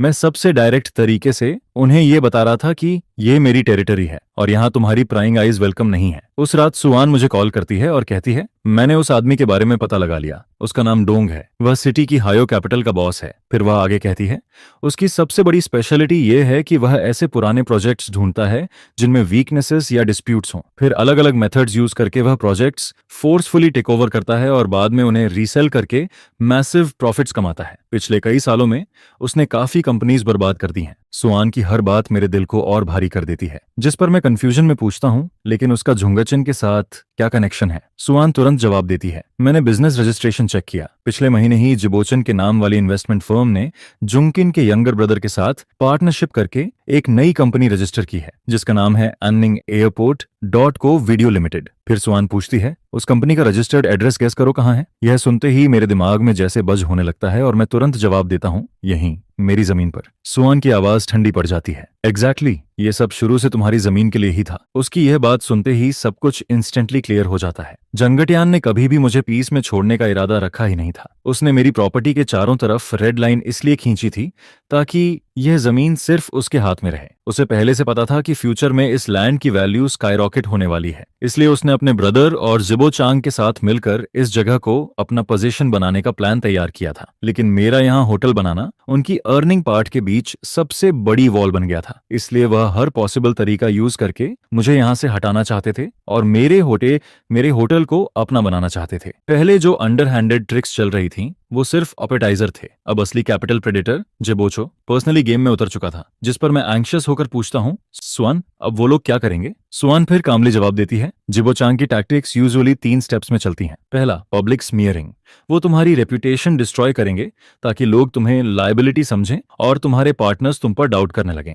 दूसरा, लीगल एक्शन, वो फेक चार्जेस लगाकर तुम्हें लॉज्यूट्स में फंसाएंगे ताकि तुम्हारी एनर्जी और फंड्स ड्रेन हो जाएं। तीसरा, सोर्स कटिंग, वो तुम्हारी कैपिटल चेन और टीम को टारगेट करेंगे ताकि अंदर से कोलैप्स हो जाओ और जब तुम पूरी तरह टूट जाओगे तब जिबो चांग खुद सेवर बनकर आएगा और इंसल्टिंगली लो प्राइस देकर तुम्हारी हर चीज खरीदने की ऑफर देगा जिसे तुम रिफ्यूज भी नहीं कर पाओगे। सुआन की एनालिसिस सुनने के बाद मैं काफी देर तक चुप रहता हूँ, फिर धीरे से कहता हूँ, समझ गया, अगर वह खेलना चाहता है तो मैं भी आखिर तक खेलूंगा। यह सुनकर सुआन कुछ सेकंड तक साइलेंट रहती है, जिस पर मैं तुरंत आगे कहता हूँ, सुआन, जिब्बो चोंग और उस नई कंपनी के सारे फाइनेंशियल ट्रांजैक्शंस और मूवमेंट्स पर नजर रखो। मुझे उसका हर कदम पता होना चाहिए और चाइना साउथर्न एयरलाइंस वाली पार्टनरशिप को भी जल्दी आगे बढ़ाओ। मुझे एक स्ट्रांग ऑफिशियल अलाई चाहिए और मेरा होटल जितनी जल्दी पॉसिबल हो सके कंप्लीट और ओपन होना चाहिए, क्योंकि जैसे ही कैश फ्लो शुरू होगा मैं उसके साथ यह बैटल लंबे समय तक ड्रैग कर सकता हूँ। मैं एक ही सांस में यह सब बोल देता हूँ, जिस पर सुआंग लंबी राहत भरी साई छोड़ते हुए कहती है, अखिन, तुम सच में बड़े हो गए हो। मैं विंडो के बाहर लगे उस नो एंट्री साइन को देखता हूँ और धीरे से कहता हूँ, मुझे मजबूर किया गया है। ये दुनिया टीयर्स पर बिलीव नहीं करती। अगर सरवाइव करना है तो एनिमीज से ज्यादा टफ वॉरियर बनना पड़ता है। लेकिन जी बून का अटैक मेरी उम्मीद से कहीं ज्यादा तेज और डेंजरस निकलता है। सिर्फ एक रात के अंदर अनिंग टाउन के कई लोकल फोरम्स और सिटी के self media accounts harsh articles से भर जाते हैं। उनके सेंसेशनल टाइटल्स कुछ ऐसे होते हैं: the illegal construction tumour next to the airport. किसने उसे सिटी प्लानिंग को डिफाई करने का प्रिविलेज दिया? एक यंग आदमी के पास 5 लाख फंड्स कहां से आए? क्लाउड होटल के पीछे छिपे कैपिटल सस्पेशन का खुलासा। सिक्योरिटी अलर्ट, रनवे से 100 मीटर दूर बना होटल फ्यूचर फ्लाइट्स के लिए ह्यूज हैजर्ड बन सकता है। इन आर्टिकल्स में मुझे एक ग्रीडी, डीपली कनेक्टेड और रेकलेस नेल हाउस ओनर की तरह दिखाया जाता है, जो पैसे के लिए पब्लिक सेफ्टी तक इग्नोर कर रहा है। साथ ही वो लोग ये भी हिंट देते हैं कि मेरा लोन इलीगली लिया गया है। यहां तक कि बैंक और एयरपोर्ट के साथ इम्प्रॉपर एक्सचेंज ऑफ इंटरेस्ट्स होने तक की बातें फैलाई जाती हैं। सुआन और यंग मास्टर चिन तक को इनडायरेक्टली इस कंट्रोवर्सी में घसीटा जाता है। यह आर्टिकल्स किसी वायरस की तरह पूरे इंटरनेट पर फैलने लगते हैं। टाउन के लोग पहले से ही मुझसे जेलस और क्यूरियस थे, और अब तो हर जगह सिर्फ मेरी बातें हो रही थीं। लोग कहने लगते हैं, इतना यंग लड़का आखिर इतना कैपेबल कैसे हो सकता है? जरूर पीछे कोई बड़ा आदमी होगा। अब देखो मामला कितना बड़ा बन गया, देखते हैं अब ये कैसे बचता है। वहीं एंसली तो मेरी हालत देखकर और ज्यादा खुश हो रही थी। वह लोकल वीचैट ग्रुप्स में ये आर्टिकल्स फॉरवर्ड करती और ऊपर से अपना फ्लेवर डालते हुए लिखती। जब इंसान की वर्चुअलिटी उसकी पोजीशन के बराबर नहीं होती, तब डिजास्टर आना तय होता है। जल्द ही यह negative public opinion airport project तक भी पहुंच जाती है, जिस पर कमांड सेंटर से डायरेक्टर चिन मुझे तुरंत कॉल करता है। उसकी आवाज में साफ एंग्जाइटी महसूस हो रही थी। वह कहता है, फुइंग, क्या तुमने ऑनलाइन आर्टिकल्स देखे? कमांड सेंटर के लीडर्स इस मैटर को बहुत सीरियसली ले रहे हैं। प्रेशर बहुत ज्यादा है। लेकिन मैं काम रहते हुए जवाब देता हूँ, मैंने सब देख लिया है डायरेक्टर चिंग, आप टेंशन मत लीजिए, मैं इसे हैंडल कर लूंगा। इनोसेंट हमेशा इनोसेंट ही रहता है। कॉल खत्म होने के बाद मैं अभी सांस भी नहीं ले पाया था कि अंकल जाओ गुस्से से भरा हुआ मेरे पास आ जाता है। वह आते ही कहता है, आह चिंग, ये लोग बहुत ज्यादा कर रहे हैं। जिस पर मैं कंफ्यूजन में पूछता हूँ, क्या हुआ अंकल जाओ? अंकल जाओ गुस्से में कहता है, सिटी की हुंगा कंस्ट्रक्शन नाम की कंपनी अभी यहाँ आई थी। वो लोग मेरे एक्सपीरियंस्ड वर्कर्स को पोच करने आए थे। डबल सैलरी ऑफर कर रहे थे, साथ में सोशल सिक्योरिटी और हाउसिंग फंड तक देने की बात कर रहे थे। कुछ यंग वर्कर्स तो ऑलमोस्ट टेम्पर्ड भी हो गए थे। यह सुनते ही मेरा दिल नीचे बैठ जाता है। जिस पर मैं उन टेम्प्टेड वर्कर्स के पास जाता हूँ, लेकिन मैं उन्हें डांटता नहीं हूँ। मैं सिर्फ कामली उन्हें देखता हूँ और कहता हूँ, लोग हमेशा बेटर अपॉर्चुनिटीज की तरफ जाते हैं।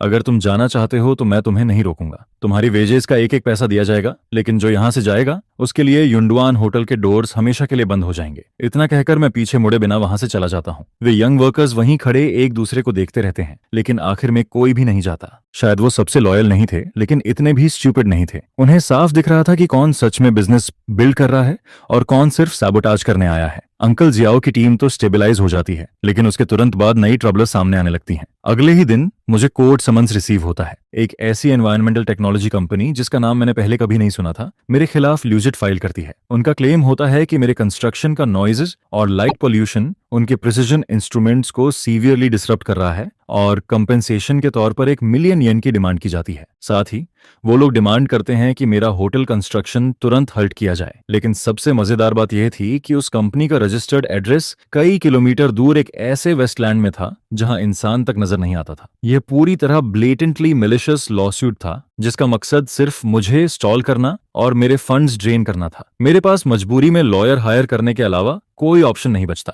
लेकिन मेरी फंड्स पहले से ही लिमिट तक स्ट्रेच्ड थीं और अब यह नया ह्यूज एक्सपेंस सामने आ चुका था। मैं हर दिन सिर्फ 3 या 4 घंटे ही सो पाता था। दिन में कंस्ट्रक्शन साइट संभालना, वर्कर्स की इमोशन सूट करना और लॉयर के साथ मीटिंग्स करना पड़ता था। वहीं रात में मुझे खुद सिटी जाकर गुड्स रीस्टॉक करने पड़ते और गैस स्टेशन का बिजनेस भी संभालना पड़ता। ये इमेंस प्रेशर मुझे ऑलमोस्ट सफोकेट करने लगता है और पहली बार मैं खुद पर डाउट करना शुरू कर देता हूँ। मेरा ओपोनेंट एक फाइनेंशियल टाइकून था जिसके पास मैसिव कैपिटल और प्रोफेशनल टीम थी, जबकि मेरे पास सिर्फ एक छोटी टीम और अकेला करेज था। तभी सुआन का कॉल आता है। वह कहती है, एकिंग, डरो मत, मुझे सब पता चल गया है। जिबो चांग के ये 3 ट्रिक्स उसकी यूजुअल टैक्टिक्स हैं और बहुत लोग इनके सामने हार चुके हैं, लेकिन तुम अभी गैस स्टेशन के बाहर जाकर देखो। यह सुनकर मैं अपने टीयर्स पहुंचता हूं और कंफ्यूजन में बाहर की तरफ चलता हूं। गैस स्टेशन के बाहर खाली जगह में दर्जनों वर्कर्स जो अभी अभी काम से लौटे थे अपने फोन्स हाथ में लेकर एक साथ खड़े होते हैं, और वो सभी उन आर्टिकल्स के नीचे कमेंट्स कर रहे होते हैं जो मुझे स्मेयर कर रहे थे। बॉस, फू का खाना पूरे अनिंग टाउन में सबसे चीप और क्लीन है। मैं युंडुआन होटल कंस्ट्रक्शन साइट पर काम करता हूँ। यहाँ के सेफ्टी स्टैंडर्ड सिटी के कई बड़े रियल एस्टेट प्रोजेक्ट्स से बेहतर हैं। जो भी रूमर्स फैला रहा है उसका मुंह तोड़ दूंगा। अगर ये होटल इलीगल है तो फिर दुनिया में कोई लीगल बिल्डिंग नहीं है। बॉस फू के पास सारे परमिट्स हैं। बॉस फू को सपोर्ट करो। उन बैक स्टैबिंग बस्टर्ड्स को नीचे गिराओ। उनकी लैंग्वेज काफी वल्गर थी, यहाँ तक कि कई कमेंट्स में स्वेयर वर्ड्स भी थे, लेकिन उन्हें सिर्फ इतना पता था कि कौन उनके साथ अच्छा बिहेव करता है और वो उसी के लिए खड़े हो जाते हैं। यह देखकर मेरी आंखों में फिर से टीयर्स आ जाते हैं, लेकिन इस बार वजह सैडनेस नहीं बल्कि इमोशन था। उस मोमेंट में मुझे अचानक समझ आता है कि जिबोचोंग के पास पैसा है, टीम है, मीन्स हैं, लेकिन मेरे पास वो चीज है जो उसके पास कभी नहीं हो सकती। मेरे पास लोगों का सपोर्ट है। मैं नाक साफ करता हूँ और आगे बढ़कर कहता हूँ, ब्रोदर जंग एंड ये आप सब। जिस पर ब्रदर जंग मुझे देखकर ग्रिन करता है और कहता है, थैंक्स मत बोलो, हम बस उन बस्टर्ड्स को एक अच्छे इंसान को बुली करते हुए नहीं देख सकते। फिर दूसरा वर्कर आगे आकर कहता है, बॉस फू डरना मत, हम हजारों ब्रदर्स तुम्हारे साथ खड़े हैं। अगर किसी ने तुम्हारे सिर का एक बाल भी छुआ तो हम उनका पूरा नेस्ट फ्लैटन कर देंगे। उनके सिंपल लेकिन रिसोल्यूट फेसेस को देखकर मेरे दिल का कंफ्यूजन और फियर पूरी तरह डिसअपियर हो जाता है। जिस पर मैं फिर से सीधा खड़ा होता हूँ और तुरंत चाइना साउथर्न एयरलाइंस के मैनेजर चिम्मो को कॉल लगाता हूँ। फोन कनेक्ट होते ही मैं कहता हूँ, मैनेजर चेन, हेलो, मैं फुकविंग बोल रहा हूँ। मेरे बारे में जो रूमर्स फैल रहे हैं मुझे यकीन है आपने वो देख लिए होंगे, लेकिन मैं पॉइंटलेस एक्सप्लेनेशंस नहीं देना चाहता। मैं बस आपको और आपकी इवैल्यूएशन टीम को इनवाइट करना चाहता हूं कि आप कभी भी आकर मेरे होटल का इंस्पेक्शन कर सकते हैं, और मैं आपसे एक बेट लगाना चाहता हूं। अगर इवैल्यूएशन पास हो जाता है तो मैं चाहता हूं कि हम तुरंत कॉन्ट्रैक्ट साइन करें। बदले में कॉर्पोरेशन के पहले 3 सालों की फीस पर मैं आपको 20% डिस्काउंट दूंगा, और अगर इवैल्यूएशन फेल हुआ तो आपकी पूरी टीम का ट्रैवल एक्सपेंस मैं खुद पे करूंगा। मैं अपनी रेपुटेशन और फ्यूचर दोनों गैम्बल पर लगा रहा हूं। मेरी यह बात सुनकर चिम्मो काफी सरप्राइज्ड हो जाता है। फिर वह कहता है, बॉस फू, तुम्हारे अंदर काफी गट्स हैं और मुझे गट्स वाले लोग पसंद हैं। ऐसा करते हैं, मैं 3 दिन बाद अपनी सबसे प्रोफेशनल टीम लेकर आता हूँ। उम्मीद है तुम मुझे डिसअपॉइंट नहीं करोगे। जिस पर मैं तुरंत जवाब देता हूँ, इट्स अ डील। कॉल खत्म होने के बाद मैं तुरंत अंकल जव के पास जाता हूँ और कहता हूँ, अंकल जव, हमें 3 दिनों के अंदर होटल को इवैल्यूएशन टीम रिसीव करने लायक बनाना होगा। इसके बाद मैं अपनी बची हुई सारी फंड्स इस फाइनल स्प्रिंट में झोंक देता हूँ। मैं फाइन डेकोरेशंस जैसी टाइम कंज्यूमिंग चीजों को छोड़कर सिर्फ होटल के कोर एरियाज पर फोकस करता हूं, ताकि जो हिस्से उसकी असली वैल्यू दिखाते हैं वो परफेक्टली प्रेजेंट हो सकें। मैं सब लोगों से कहता हूं, हम रेनोवेशन नहीं कर रहे, हम युद्ध लड़ रहे हैं। यह सुनते ही वर्कर्स का मोरल पूरी तरह इग्नाइट हो जाता है। फोरमैन जांग और उसके लोग तो खुद वॉलंटियर करके आते हैं। वो एयरपोर्ट पर काम खत्म करने के बाद रेस्ट तक नहीं करते और सीधे मेरे साइट पर हेल्प करने पहुंच जाते हैं, जिस पर एयरपोर्ट साइट के हजारों वर्कर्स और मेरा होटल साइट एक मैजिकल सिनर्जी क्रिएट कर देते हैं। दिन में वो एयरपोर्ट पर पसीना बहाते हैं और रात में यहाँ टेम्परेरी सर्च लाइट्स लगाकर पूरी रात काम करते रहते हैं। पूरा साइट 24 घंटे ब्राइट लाइट से जगमगा रहा होता है और मशीन्स लगातार रोअर कर रही होती हैं। ये डेस्परेट ऑल आउट एफर्ट देखकर हर कोई शॉक्ड रह जाता है। फिर जब चेन्मो की लीड वाली इवैल्यूएशन टीम आखिरकार मेरे होटल पर पहुंचती है तो सामने का सीन देखकर वो सभी स्टंडेड रह जाते हैं, क्योंकि सिर्फ कुछ दिनों में इस बिल्डिंग का पूरा लुक बदल चुका था और उसका कोर एरिया पहले ही 5 स्टार होटल का प्रोटोटाइप दिखाने लगा था। इसके बाद मैं उन्हें टॉप फ्लोर व्यूइंग टेरेस पर लेकर जाता हूं, जहां कंफर्टेबल आउटडोर टेबल्स और चेयर्स पहले ही सेटअप की जा चुकी थीं। मैं उन्हें इनवाइट करते हुए कहता हूं, manager chain, please have a seat. फिर मैं सभी के लिए हॉट टी बनाता हूं और इंट्रोड्यूस करते हुए कहता हूं, फ्यूचर में यह हमारे क्लाउड होटल का एयरपोर्ट व्यूइंग एग्जीक्यूटिव लाउंज होगा। यहां रुकने वाला हर China southern airlines crew member सबसे टॉप टियर व्यू और सबसे रिलैक्सिंग एनवायरनमेंट एंजॉय करेगा। चिम्मो अपने हाथ में टी कप लेकर दूर बने मैसिव टर्मिनल बिल्डिंग को देखता है। उसकी आंखों में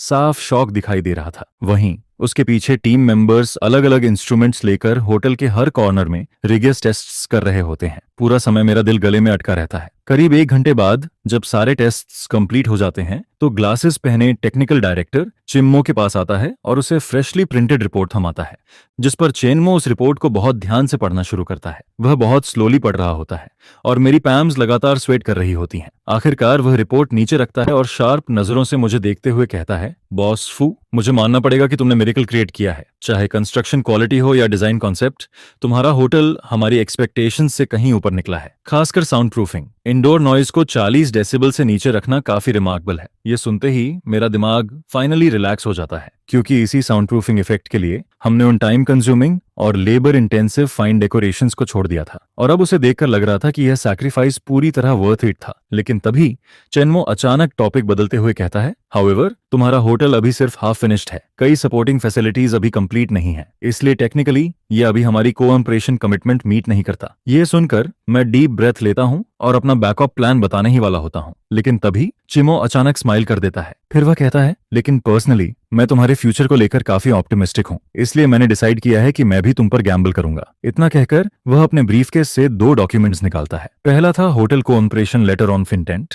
और दूसरा था प्राइवेट एंजल इन्वेस्टमेंट एग्रीमेंट, जिस पर चिमो एक्सप्लेन करते हुए कहता है, यह लेटर ऑन इंटेंट हम अभी साइन कर सकते हैं। यह चाइना साउथर्न एयरलाइंस की ऑफिशियल स्टैंड रिप्रेजेंट करेगा और इससे तुम्हें काफी एक्सटर्नल प्रेशर रजिस्ट करने में मदद मिलेगी। फिर वह दूसरा डॉक्यूमेंट मेरी तरफ सरकाते हुए कहता है, और यह इन्वेस्टमेंट एग्रीमेंट है, ये मेरी वाइफ के नाम से तुम्हारे होटल में 1 मिलियन का पर्सनल इन्वेस्टमेंट है, ताकि तुम करंट डिफिकल्टीज पार करके होटल पूरी तरह कंप्लीट कर सको। मुझे तुम्हारे शेयर्स नहीं चाहिए, इसे सिर्फ लोन समझो। जब होटल प्रॉफिटेबल हो जाए तब प्रिंसिपल और इंटरेस्ट के साथ वापस कर देना। मैंने कभी सपने में भी नहीं सोचा था कि वह मुझे इस तरह सपोर्ट करेगा। जिस पर मैं ट्रेम्बलिंग वॉइस में पूछता हूँ, वाई? चो धीरे से टी सिप करता है, दूर देखते हुए कहता है, क्योंकि मैं तुम्हारे अंदर अपने यंगर सेल्फ की शैडो देखता हूँ। कुछ भी ना होते हुए भी पूरी दुनिया से वॉर डिक्लेयर करने की हिम्मत।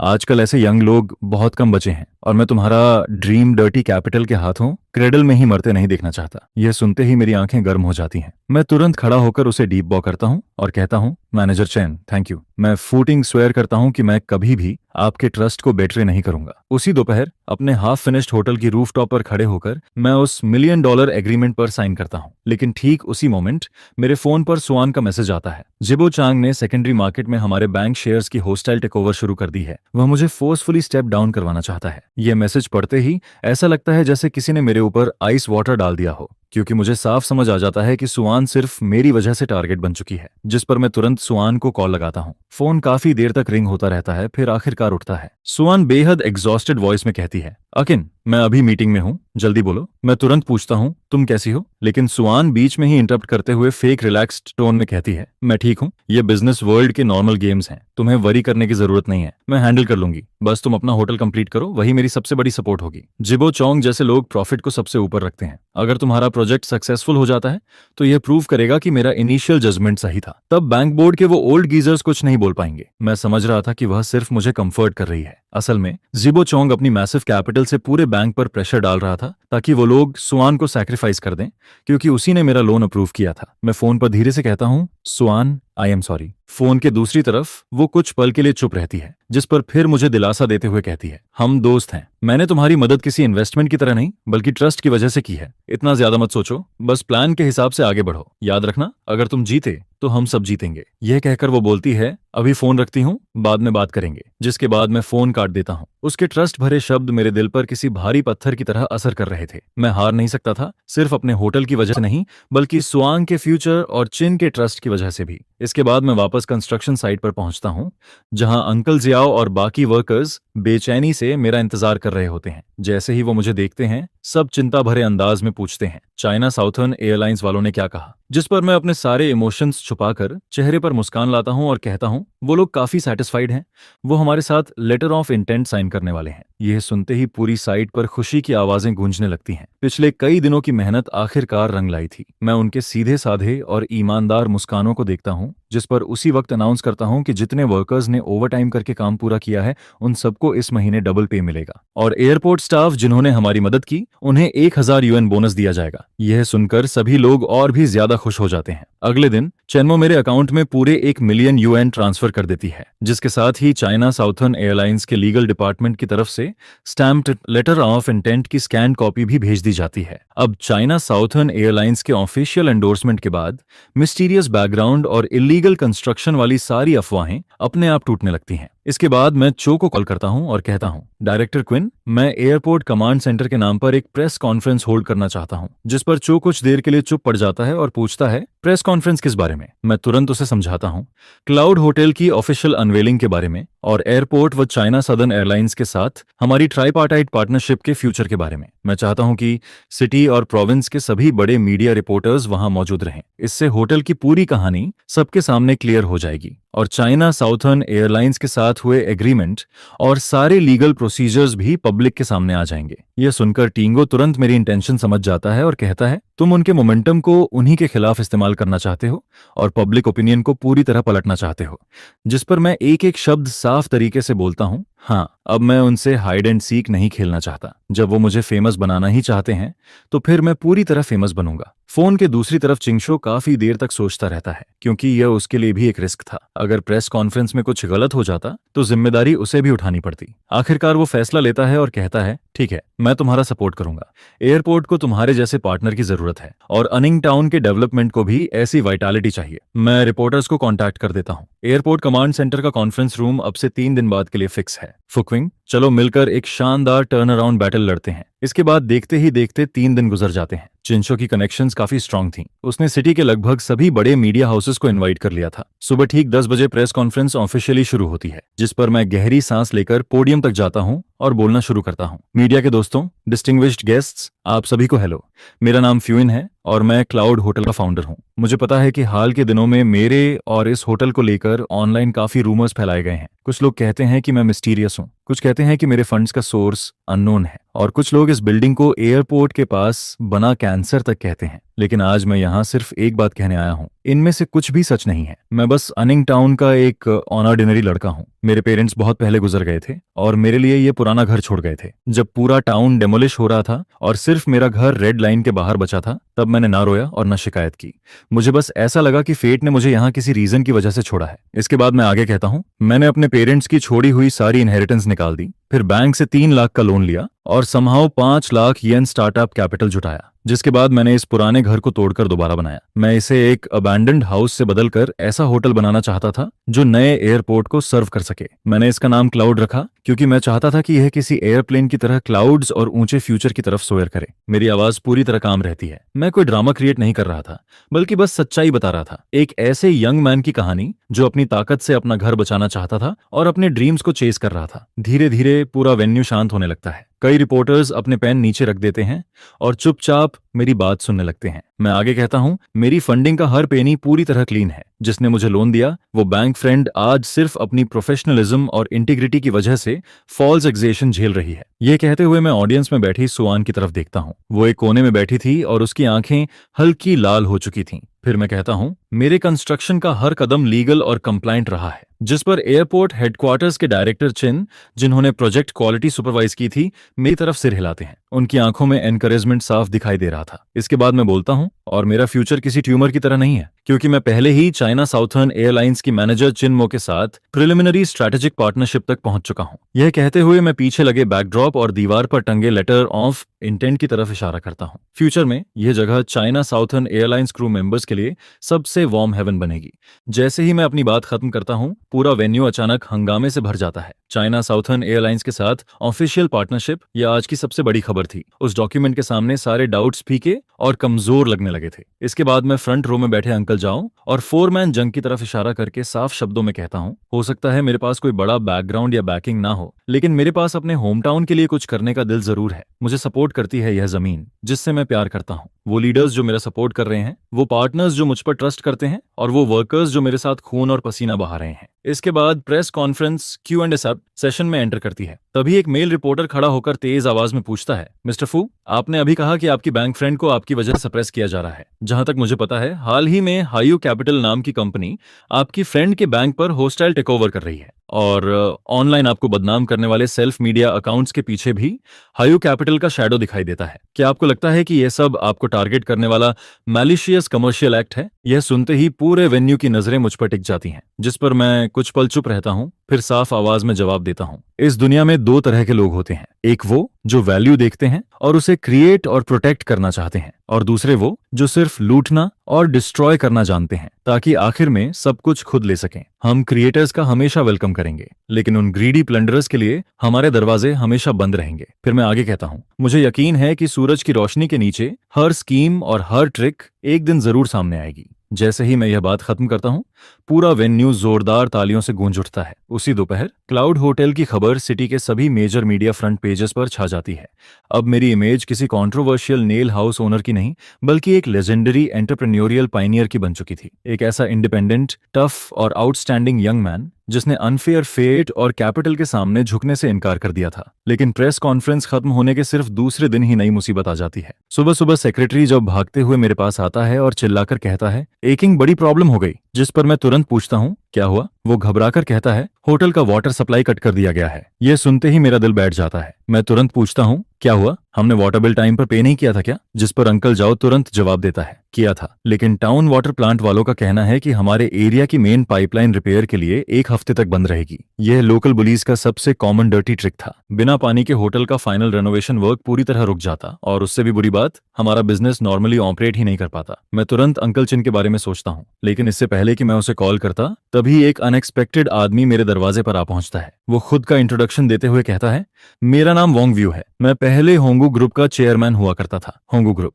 ये नाम मुझे थोड़ा फेमिलियर लगता है। शायद ये सिटी की कभी बहुत फेमस रियल एस्टेट कंपनी थी, लेकिन मैंने सुना था कि कुछ साल पहले कैपिटल चेन टूटने की वजह से यह ओवरनाइट बैंकक्रप्ट हो गई थी। जिस पर वी गो मुझे बेहद कॉम्प्लेक्स नजरों से देखता है और कहता है, मैं आज यहाँ तुम्हें कुछ बताने आया हूँ। हायू कैपिटल का बॉस जिसने तुम्हें इस हालत तक पहुंचाया है, जिरबोचोंग, वही आदमी है जिसने बिल्कुल इसी तरीके से मुझे भी बर्बाद किया था। यह सुनते ही मुझे तुरंत समझ आ जाता है कि मेरे सामने खड़ा आदमी कोई एनिमी नहीं, बल्कि मेरा नेचुरल एलाय है। जिस पर मैं क्यूरियोसिटी के साथ पूछता हूँ, चेयरमैन वोंग, आखिर हुआ क्या था? जिसके बाद वुआ दर्द भरी यादों में खो जाता है और कहता है, मैं भी तुम्हारी तरह एक बड़े कमर्शियल कॉम्प्लेक्स को डेवलप कर रहा था। मैंने अपनी पूरी नेटवर्थ उसमें लगा दी थी, लेकिन जब प्रोजेक्ट ऑलमोस्ट कंप्लीट होने वाला था, तभी जीबी सामने आया। फिर वो किसी सेवर की तरह दिखावा करते हुए आया और 30% से भी कम कीमत पर मेरे सारे शेयर्स और लगभग तैयार प्रोजेक्ट को खरीद लिया। देखते ही देखते मैं बिलियनियर से कर्ज में डूबा हुआ एक गरीब आदमी बन गया। वुआ की कहानी और जो कुछ मैं अभी फेस कर रहा था, दोनों में खतरनाक समानता थी। फर्क सिर्फ इतना था कि उसका एंडिंग कहीं ज्यादा ट्रैजिक था। इसके बाद वुआ अपने ब्रीफ केस डॉक्यूमेंट्स का एक मोटा बंडल निकालता है और कहता है, मैं इतने सालों से उसके क्राइम्स के एविडेंस कलेक्ट कर रहा हूँ। जिबॉक बहुत रूथलेस आदमी है, लेकिन उतना ही ओवर कॉन्फिडेंट भी। उसके कई शेडी डील्स के ट्रेस अभी भी मौजूद हैं। ये सब ओवरसीज शेल कंपनीज के जरिए किए गए थे। उसे लगा कि कोई कभी पता नहीं लगा पाएगा, लेकिन जो इंसान इतने सालों से उसके लिए यह सब ऑपरेट कर रहा था, वो असल में मेरा प्लांटेड इनसाइडर था। ये कहते हुए वो एक एक डॉक्यूमेंट मेरी तरफ बढ़ाता है। ये उसके टैक्स इवेजन के एविडेंस हैं, ये इलीगल एसेट ट्रांसफर के प्रूफ हैं, और ये ब्रेबरी के रिकॉर्ड्स। इनमें से कोई एक भी उसे खत्म करने के लिए काफी है। मैं उन डॉक्यूमेंट्स को देखता हूँ, जिस पर मेरी सांसें भारी होने लगती हैं। ये सिर्फ पेपर्स नहीं थे, ये साफ तौर पर एक ऐसी हंटिंग राइफल थी जो सीधे जिबोचोंग को खत्म कर सकती थी। जिस पर मैं उत्सुकता से पूछता हूँ, चेयरमैन वोंग, अगर आपके पास इतना सब कुछ था तो आपने उसे रिपोर्ट क्यों नहीं किया? यह सुनकर वो कड़वी मुस्कान देता है और सिर हिलाते हुए कह रहा है, कोई फायदा नहीं, मैंने कोशिश की थी, लेकिन जिबो की कनेक्शंस बहुत स्ट्रांग हैं। मेरे जैसा बैंकरप्ट बूढ़ा आदमी कोई वेव क्रिएट नहीं कर सकता। ये सारे मटेरियल्स हर बार सबमिट करने के बाद गायब हो जाते थे। इसके बाद वो सिर उठाकर मेरी तरफ देखता है। उसकी आंखों में आग जल रही थी। वो कहता है, लेकिन तुम अलग हो। तुम्हारे पास एयरपोर्ट प्रोजेक्ट है, चाइना साउथर्न एयरलाइंस का बैकिंग है, तुम्हारे पास वो अटेंशन और इन्फ्लुएंस है जिसे वो इग्नोर नहीं कर सकते। मेरे हाथों में ये बस स्क्रैप आयरन है, लेकिन तुम्हारे हाथों में यही चीज ड्रैगन का सिर काट सकती है। ये सुनते ही मेरे हाथ हल्के कांपते हैं। जब मैं उन भारी डॉक्यूमेंट्स को पकड़ता हूँ, मुझे समझ आ जाता है वह यहाँ मुझसे मदद मांगने नहीं आया था। वो अपने रिवेंज की उम्मीद मुझे सौंपने आया था। उसी वक्त टीनो का कॉल आता है। फोन पर वो कहता है, मुझे वाटर शट ऑफ के बारे में पता चल गया है। मैंने अभी सिटी लीडर्स को इन्फॉर्म किया है और मेयर इस बात पर फ्यूरियस है। वो खुद इस मैटर को देख रहा है। ज्यादा से ज्यादा आधे घंटे में वाटर और पावर दोनों वापस नॉर्मल हो जाएंगे। और एक और बात, म्यूनिसिपल डिसिप्लिनरी इंस्पेक्शन टीम पहले ही अनिंग टाउन पहुंच चुकी है। सबसे पहले वो जोंग डेटियन को समन करने वाले हैं। मेरे हाथों में डॉक्यूमेंट्स थे और कानों में चिंगू की आवाज गूंज रही थी, जिस पर मेरे अंदर इमोशंस का अजीब मिक्स बनने लगता है। मुझे पता चल चुका था कि अब काउंटर अटैक का समय आ गया है। मैं सिर उठाकर बेहद फर्म नजरों से सामने देखता हूँ और धीरे से कहता हूँ, यह ब्लेड मैं एक्सेप्ट करता हूँ। मैं प्रॉमिस करता हूँ, जस्टिस चाहे देर से आए, लेकिन कभी एब्सेंट नहीं होगा। डिसिप्लिनरी इंस्पेक्शन टीम के अनिंग टाउन पहुंचने की खबर वाटर शट ऑफ नोटिस से भी ज्यादा तेजी से फैल जाती है। जंग डेटियन को पूछताछ के लिए ले जाया जाता है, जहां पूरे 5 घंटे तक उससे इंटरोगेशन किया जाता है। जब वो बाहर निकलता है, तब उसका पहले वाला एरोगेंट ब्यूरोक्रेटिक एटीट्यूड पूरी तरह गायब हो चुका था। और ठीक आधे घंटे बाद मेरी कंस्ट्रक्शन साइट के फैसेट्स से दोबारा साफ पानी बहने लगता है। उस रात मैं खुद को ऑफिस में बंद कर लेता हूँ और वोंग वयो द्वारा दिए गए डॉक्यूमेंट्स को बार बार ध्यान से पढ़ता हूँ। जिबो चोंग के क्राइम्स मेरी कल्पना से कहीं ज्यादा शॉकिंग थे। Tax evasion, illegal asset transfer, bribery, हर एक क्राइम उसे लाइफ टाइम प्रिजन भेजने के लिए काफी था। लेकिन मैं जानता था कि सिर्फ ये डॉक्यूमेंट्स डिसिप्लिनरी कमेटी को सौंप देना काफी नहीं होगा। गिबोज की फाउंडेशन बहुत डीप थी और उसका नेटवर्क बहुत कॉम्प्लेक्स। मुझे ऐसा तरीका इस्तेमाल करना था जिससे उसे पूरी तरह नेल डाउन किया जा सके और उसके पास बच निकलने का कोई मौका न रहे। जिस पर मैं तुरंत सुआन को कॉल करता हूं और कहता हूं, सुआन, मुझे तुम्हारी मदद चाहिए। किसी एब्सोल्युटली रिलायबल और इन्फ्लुएंशियल प्रोविंशियल मीडिया आउटलेट से कांटेक्ट करवाओ। यह सुनते ही सुआन मेरी इंटेंशन समझ जाती है और पूछती है, तुम इसे डिटोनेट करना चाहते हो? मैं खिड़की से बाहर जंग डकियन के ऑफिस बिल्डिंग को देखता हूं, जो रात के अंधेरे में पूरी तरह पिच ब्लैक दिखाई दे रही थी। जिस पर मैं जवाब देता हूं, नहीं, मैं उसे ट्रायल पर चढ़ाना चाहता हूं। इसके बाद सुआन मुझे बताती है, प्रोविंशियल टीवी स्टेशन के फोकस ट्रैकिंग प्रोग्राम का एक प्रोड्यूसर मेरा कॉलेज सीनियर है। वो बहुत अपराइट इंसान है और कैपिटल मार्केट की शेडी डील्स से सबसे ज्यादा नफरत करता है। उनका प्रोग्राम पूरे प्रोविंस का highest rated investigative documentary show है। जिस पर भी वो लोग टारगेट करते हैं, उसका या तो करियर खत्म हो जाता है या जिंदगी बर्बाद। यह सुनकर मुझे यकीन हो जाता है कि यही सही इंसान है। इसके बाद मैं डॉक्यूमेंट्स के उस बड़े बंडल में से एक पेपर निकालता हूं। उसमें साफ रिकॉर्ड था कि जिबो चांग ओवरसीज शेल कंपनीज के जरिए स्टॉक प्राइसेस मैनिपुलेट करके इलीगल प्रॉफिट्स कमा रहा था। लेकिन मैं अपने सारे कार्ड्स एक साथ रिवील नहीं करता, क्योंकि जिबो चांग जैसे ओल्ड फॉक्स को खत्म करने के लिए उसकी डिस्गाइज को ऑनियन की तरह लेयर बाय लेयर पील करना जरूरी था, ताकि वो एंडलेस टॉर्मेंट और फियर फील कर सके। फिर मैं एनक्रिप्टेड ईमेल के जरिए सारी इंफॉर्मेशन फोकस ट्रैकिंग प्रोग्राम को भेज देता हूं। मैं अपना नाम रिवील नहीं करता और ईमेल के आखिर में सिर्फ एक लाइन लिखता हूं, दिस इज जस्ट बिगिनिंग। 2 दिन बाद प्रोविंशियल टीवी स्टेशन का फोकस ट्रैकिंग प्रोग्राम टाइम पर एयर होता है। इस एपिसोड का टाइटल था highly impact 10 billion capital conspiracy, जिबोज hidden wealth empire. Detailed data और अनोनिमस एक्सपर्ट इंटरव्यूज के जरिए प्रोग्राम मेरी दी हुई एविडेंस को केयरफुली एक्सपोज करता है और पूरे प्रोविंस के मिलियंस व्यूअर्स के सामने सारी सच्चाई खोल कर रख देता है। होस्ट ठंडी आवाज में सवाल करता है, हमारा कैपिटल मार्केट कुछ लोगों के लिए लॉलेस एटीएम क्यों बन चुका है? हमारा रेगुलेटरी सिस्टम ऐसे इलीगल एक्ट्स पर आंखें क्यों बंद किए बैठा है? यह सुनते ही मुझे समझ आ जाता है कि जिबो चांग का डूम्सडे शुरू हो चुका है। उसी रात हायू कैपिटल की ऑफिशियल वेबसाइट एंग्री इन्वेस्टर्स की ट्रैफिक की वजह से क्रैश हो जाती है। अगले दिन मार्केट खुलते ही हायू कैपिटल का स्टॉक लिमिट डाउन हिट कर देता है। सेल ऑर्डर्स की इतनी बड़ी वॉल खड़ी हो जाती है कि किसी के लिए एस्केप करना इम्पॉसिबल हो जाता है। जिबो का फोन लगातार बजने लगता है। कोई सवाल पूछ रहा था, कोई गालियां दे रहा था, तो कोई इन्वेस्टमेंट वापस मांग रहा था। लोग उसके कॉन्ट्रैक्ट्स कैंसिल करने लगते हैं। उसका सालों से बनाया हुआ कमर्शियल एम्पायर सिर्फ एक छोटे से वीकेंड के बाद कोलैप्स होने के साइंस दिखाने लगता है। लेकिन आखिरी और सबसे बड़ा झटका अनिंग टाउन के झूंग डेटियन की तरफ से आता है। आइसोलेशन के तीसरे दिन आखिरकार वो प्रेशर सहने नहीं पाता और जिबो चोंग का नाम उगल देता है। वो कन्फेस करता है कि कैसे उसने जिबो चोंग के साथ मिलकर मेरी जमीन हड़पने की प्लानिंग की थी, कितनी ब्राइज ली थी और उसके लिए कितने डर्टी डीड्स किए थे। जिस पर इन्वेस्टिगेशन टीम तुरंत अन्निंग एयरपोर्ट सर्विस लिमिटेड तक पहुंच जाती है, जिसे उसने जिबोचन के छोटे भाई के साथ मिलकर खोला था। आखिरकार जुंगेन को ऑफिशियली जुडिशियल अथॉरिटीज के हवाले कर दिया जाता है। उस रात काम जल्दी खत्म हो गया था। सारे वर्कर्स अपने डॉर्म्स में वापस जा चुके थे, लेकिन क्योंकि मुझे नई डेकोरेशन मटेरियल्स की बैच चेक करनी थी, इसलिए मैं ऑफिस में बैठकर अकाउंट्स देख रहा था। अंकल जाओ मेरी चिंता की वजह से मेरे साथ रुक जाता है। वो बाहर हो रही तेज बारिश को देखकर चिंतित आवाज में कहता है, आइंग, आज मौसम ठीक नहीं लग रहा, मुझे डर है कि कुछ गड़बड़ होने वाली है। मुझे भी अजीब बेचैनी महसूस हो रही थी। तभी अचानक ऑफिस का दरवाजा जोर से खुलता है और नाइट ड्यूटी वाला सिक्योरिटी गार्ड डर के मारे अंदर भागते हुए आता है। वो चीख कर कहता है, बॉस जाओ, कैप्टन जाओ, बड़ी प्रॉब्लम हो गई। हथियार लेकर कुछ लोग अंदर घुस आए हैं। वो सामने जो भी आ रहा है सब तोड़ रहे हैं, लोगों को मार रहे हैं। हम उन्हें रोक नहीं पा रहे। यह सुनते ही अंकल जाओ तुरंत खड़ा हो जाता है।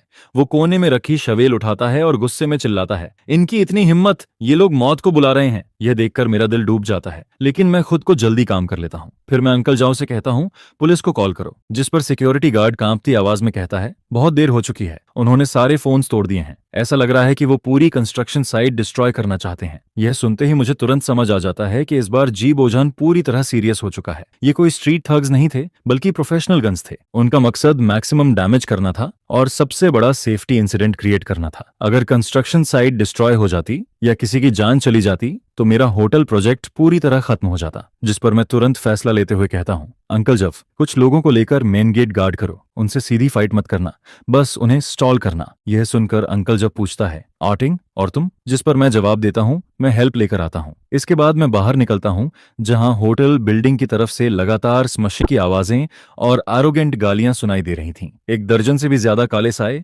हाथों में माचेटेज और आयरन पाइप्स लेकर पागलों की तरह सब कुछ तोड़ फोड़ कर रहे थे। मैंने जो ग्लास कर्टेन वॉल अभी हाल ही में इंस्टॉल करवाई थी वो भी उनकी मार से चकनाचूर हो रही थी। तभी अचानक मेरे पीछे से ब्लिंडिंग हेडलाइट्स चमकती हैं और एक बिना नंबर वाली ब्लैक वैन पूरी स्पीड में सीधे मेरी तरफ दौड़ती चली आती है। वो लोग मुझे कुचल देना चाहते थे। उस पल मेरा दिमाग पूरी तरह ब्लैंक हो जाता है, लेकिन अगले ही सेकंड फोरमैन जंग साइड से छलांग लगाकर मुझे जोर से धक्का देता है और चिल्लाता है बॉस भागो, जिस पर उसका शरीर किसी फटे हुए बोरे की तरह हवा में उछल जाता है। लेकिन वैन एक पल के लिए भी नहीं रुकती और स्पीड बढ़ाते हुए अंधेरी बारिश भरी रात में गायब हो जाती है। यह देखकर मैं बारिश के बीच पूरी ताकत से चीखता हूं और लड़खड़ाते हुए उसकी तरफ भागता हूं। ब्रोदर जंग वो कमजोर नजरों से मेरी तरफ देखता है, लेकिन उसके चेहरे पर अभी भी मुस्कान बनी हुई थी। वो धीमी आवाज में कहता है जल्दी जाओ। मेरे आंसू बारिश में मिल जाते हैं और मेरी नजरें धुंधली होने लगती हैं, जिस पर मैं कांपती आवाज में कहता हूं मैं नहीं जा सकता। अगर मैं चला गया तो अंकल एक्स और बाकी लोगों का क्या होगा? अगर मैं वहां से भाग जाता तो ब्रदर जंग का बहाया हुआ खून बेकार चला जाता। उसी पल मेरे दिल की गहराई से एक ऐसा गुस्सा और मर्डरर इंटेंट उठता है जैसा मैंने पहले कभी फील नहीं किया था। मैं सिर उठाकर उन थग्स को देखता हूं जो अभी भी होटल में तोड़फोड़ कर रहे थे। मेरी आंखें अंटार्कटिक आइस की तरह ठंडी हो चुकी थीं। इसके बाद मैं अपनी कार की तरफ नहीं जाता, बल्कि मुड़कर कंस्ट्रक्शन साइट के कोने में खड़े आइडल बुलडोजर की तरफ दौड़ पड़ता हूं। बॉस जंग ने पहले मुझे इस स्टील मॉन्स्टर को चलाना सिखाया था। मैं उसे स्टार्ट करता हूं, जिसके साथ ही वह स्टील बीस्ट बारिश भरी रात में जाग उठता है और डीफेनिंग रोअर निकालता है। यह सुनते ही सारे थग्स डरकर रुक जाते हैं। फिर मैं बुलडोजर को धीरे धीरे लेकिन अनस्टॉपेबल कोर्सिशन के साथ उनकी तरफ बढ़ाना शुरू करता हूं। एक थग डर के मारे चिल्लाता है पाए के पागल है ये क्या है? ये आदमी पूरी तरह मैडमैन है, जिस पर सबकी हालत खराब हो जाती है और वो लोग डर के मारे चारों तरफ भागने लगते हैं।